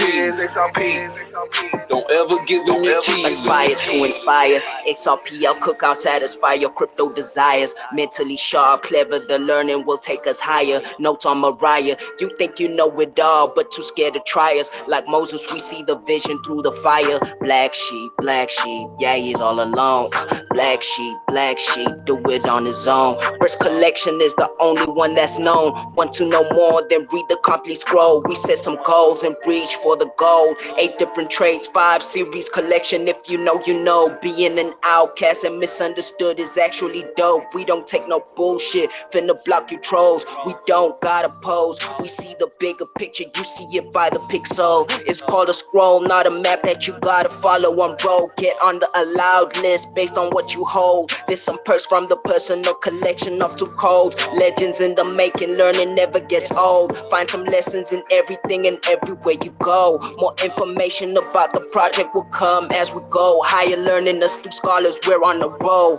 Too smart on the roll, give the people control. Education's everything, it might increase your bankroll. This is a school where you don't gotta pay to enroll. Education's motivation for everyone as a whole. My itch don't ever stink. My name ain't Pepe Le Pew. She got the scroll, so you know too cold knowing her root. I'm a black sheep, people around me don't ever approve. We got thee with 2 E's. We got the planet Genesis. We gave you 2 CDs. The Legends XRP. Don't ever give them your keys. Hey, there we go with the astute scholars song by our guys Lemmy and Kamikaze. Now, we are about to close out the call completely after this track. So let me go ahead, my guy. You want to say your ending notes before we head up out of here? Um, Shout out to everybody checking in, man. Another great discussion, another great show. Um, I enjoyed everybody's take on, you know, rappers falling off and downfalls, because it's all about perspective. People gonna say you fell off, but once again, it's all about perspective. They probably saying you fell off right now because you're not on Instagram or you're not on Facebook, but you collecting a whole bag of crypto right now, and when that shit run up, we gonna see who really fell off. You feel me? So it's all about perspective, bro. I want to give a shout out to Tuco, for always holding us down. When Kamikaze's not here, she's here. When I'm not here, she's still here. So we always want to give her, um, gratitude and her flowers while she's here, man. She's doing her thing. Shout out to everybody who's minting on XLS20 and copping on XLS20. Shout out to all the new followers. Shout out to Present. He plays some music. Shout out to XRB Bags for coming through and just supporting the track, the song of the week today. X-Rated, Gorilla Jakes. Gorilla Jakes, he ain't talking as much today. His team lost, so he might be a little sad, but it's all good. We got love for you, bro. Lil Bands, I see you. Cyberger, um, Space, Patrick. Hi, my name is Godzilla. BYB, I see you. John X, Yosef, he was sharing some thoughts earlier. You know, we continuing to build, man. It's a strong space, and I love coming through every Thursday. I get off work early just to come to the space. Now I'm trying to commit myself to it. So yeah, man, the song that we about to play is First Take. It got the Halloween vibes, it got the sports vibes, it got the crypto vibes. XRP Bags and Lemmy, XRP Legends. Like we got Crypto Jakes on there, X Rated. It's legendary, man. I'm calling it. You dig? They gonna call it a classic song. So sooner or later. So it's all love, man. Y'all have a great day, blessed week. Shout out to everybody, man. Love. For sure, for sure. Shout out to Lemmy and Kamikaze doing what they do, bringing the vibes always to the XRP Ledger, and to any and all my space calls that I do host throughout the week, the scheduled ones and the ones where we're just chilling and kicking it, right? The community enjoys them very much and greatly appreciate it. And again, you guys knocked the Astute Scholars Black Sheep track out the park for me. So I really, really do appreciate that. And a lot of people are really vibing to that. I keep getting, even when we're just chilling, right? I get requests to run that track. So and shout out to XRP Bags for pulling up, joining the convo for a quick second, and also being a part of this track that's on Lemmy's upcoming album that will be released on the Sonar Muse platform, right? So again, every single Thursday, 2 p.m. Eastern, we are here doing the Wake and Bake vibes. And Jake's, I will say, you sound a little bit angry. Kind of got your, I see you was putting your Vinny Jake's voice on this track, right? So, I want my cut for that because you wouldn't be doing Vinny Jakes if it wasn't for me, right? I want my fucking finder's fee, right? And Triple X Rated talking that fucking talk that you do, pimping coins, all right, on the track. So shout out to both my bros right there too, right? Triangular trapping, as our guy Lemmy says, right, doing what he does. Um, so here we go with the exclusive track of the week.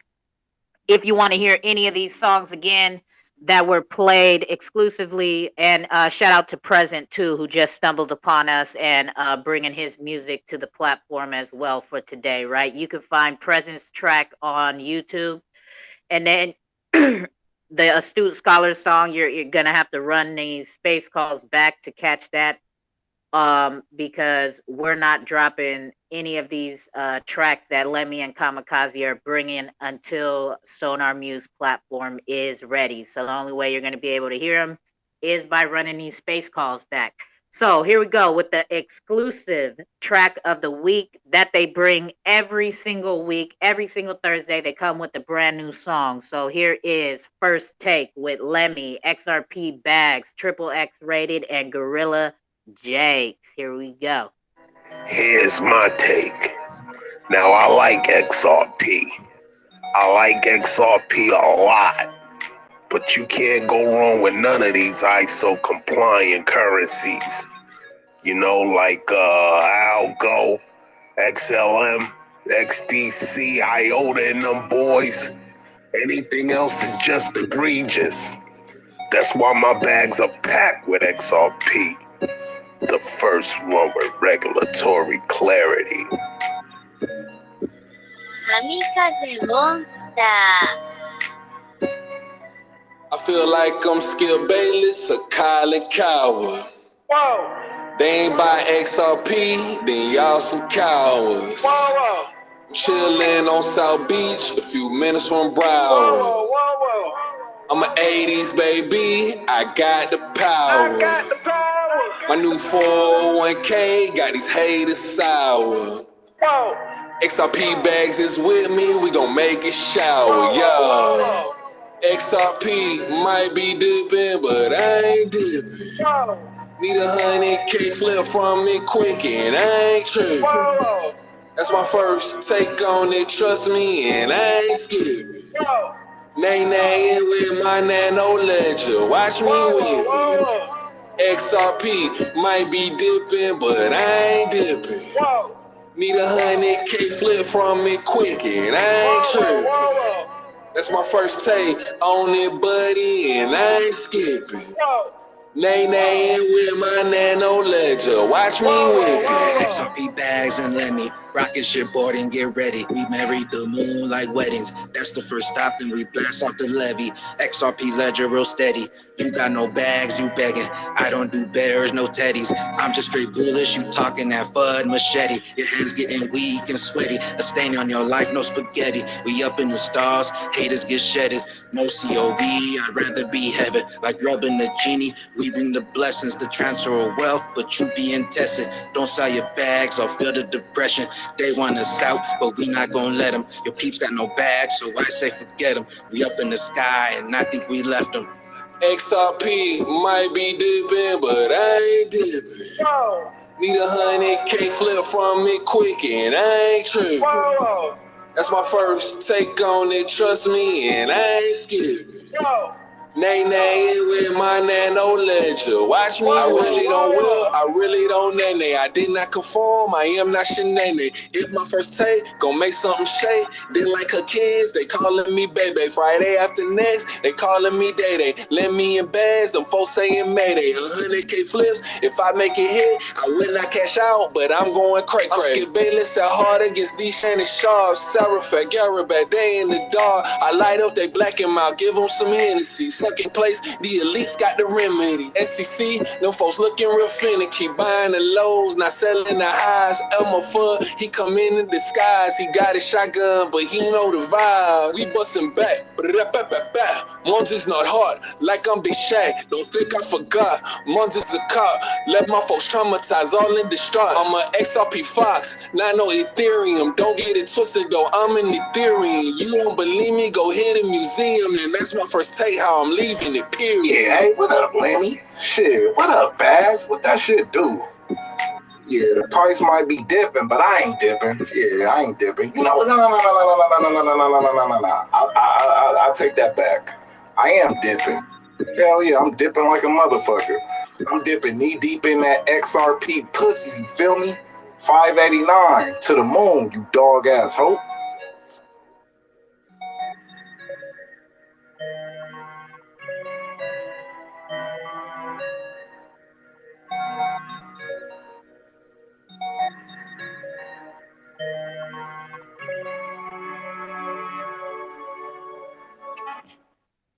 There we go. Lemmy, XRP Bags, Jakes, and Triple X Rated.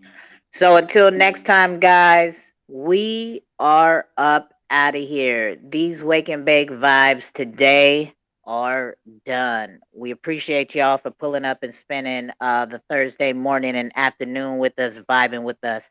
Present, we're glad you found us and hope to see you next Thursday as well. I do host calls all throughout the week where we just chilling, kind of doing other things, but Thursday is where we focus on music. All throughout the week.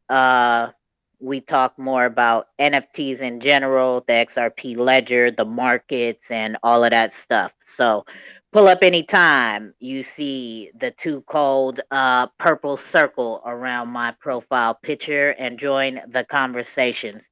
All right. Until next time, guys, we are up out of here. Appreciate all of y'all. Have a good day. Be safe. And especially if you're in these crypto streets playing on these charts, make sure you trust no one, right? And always verify. All right, we up out of here, y'all. Have a good one.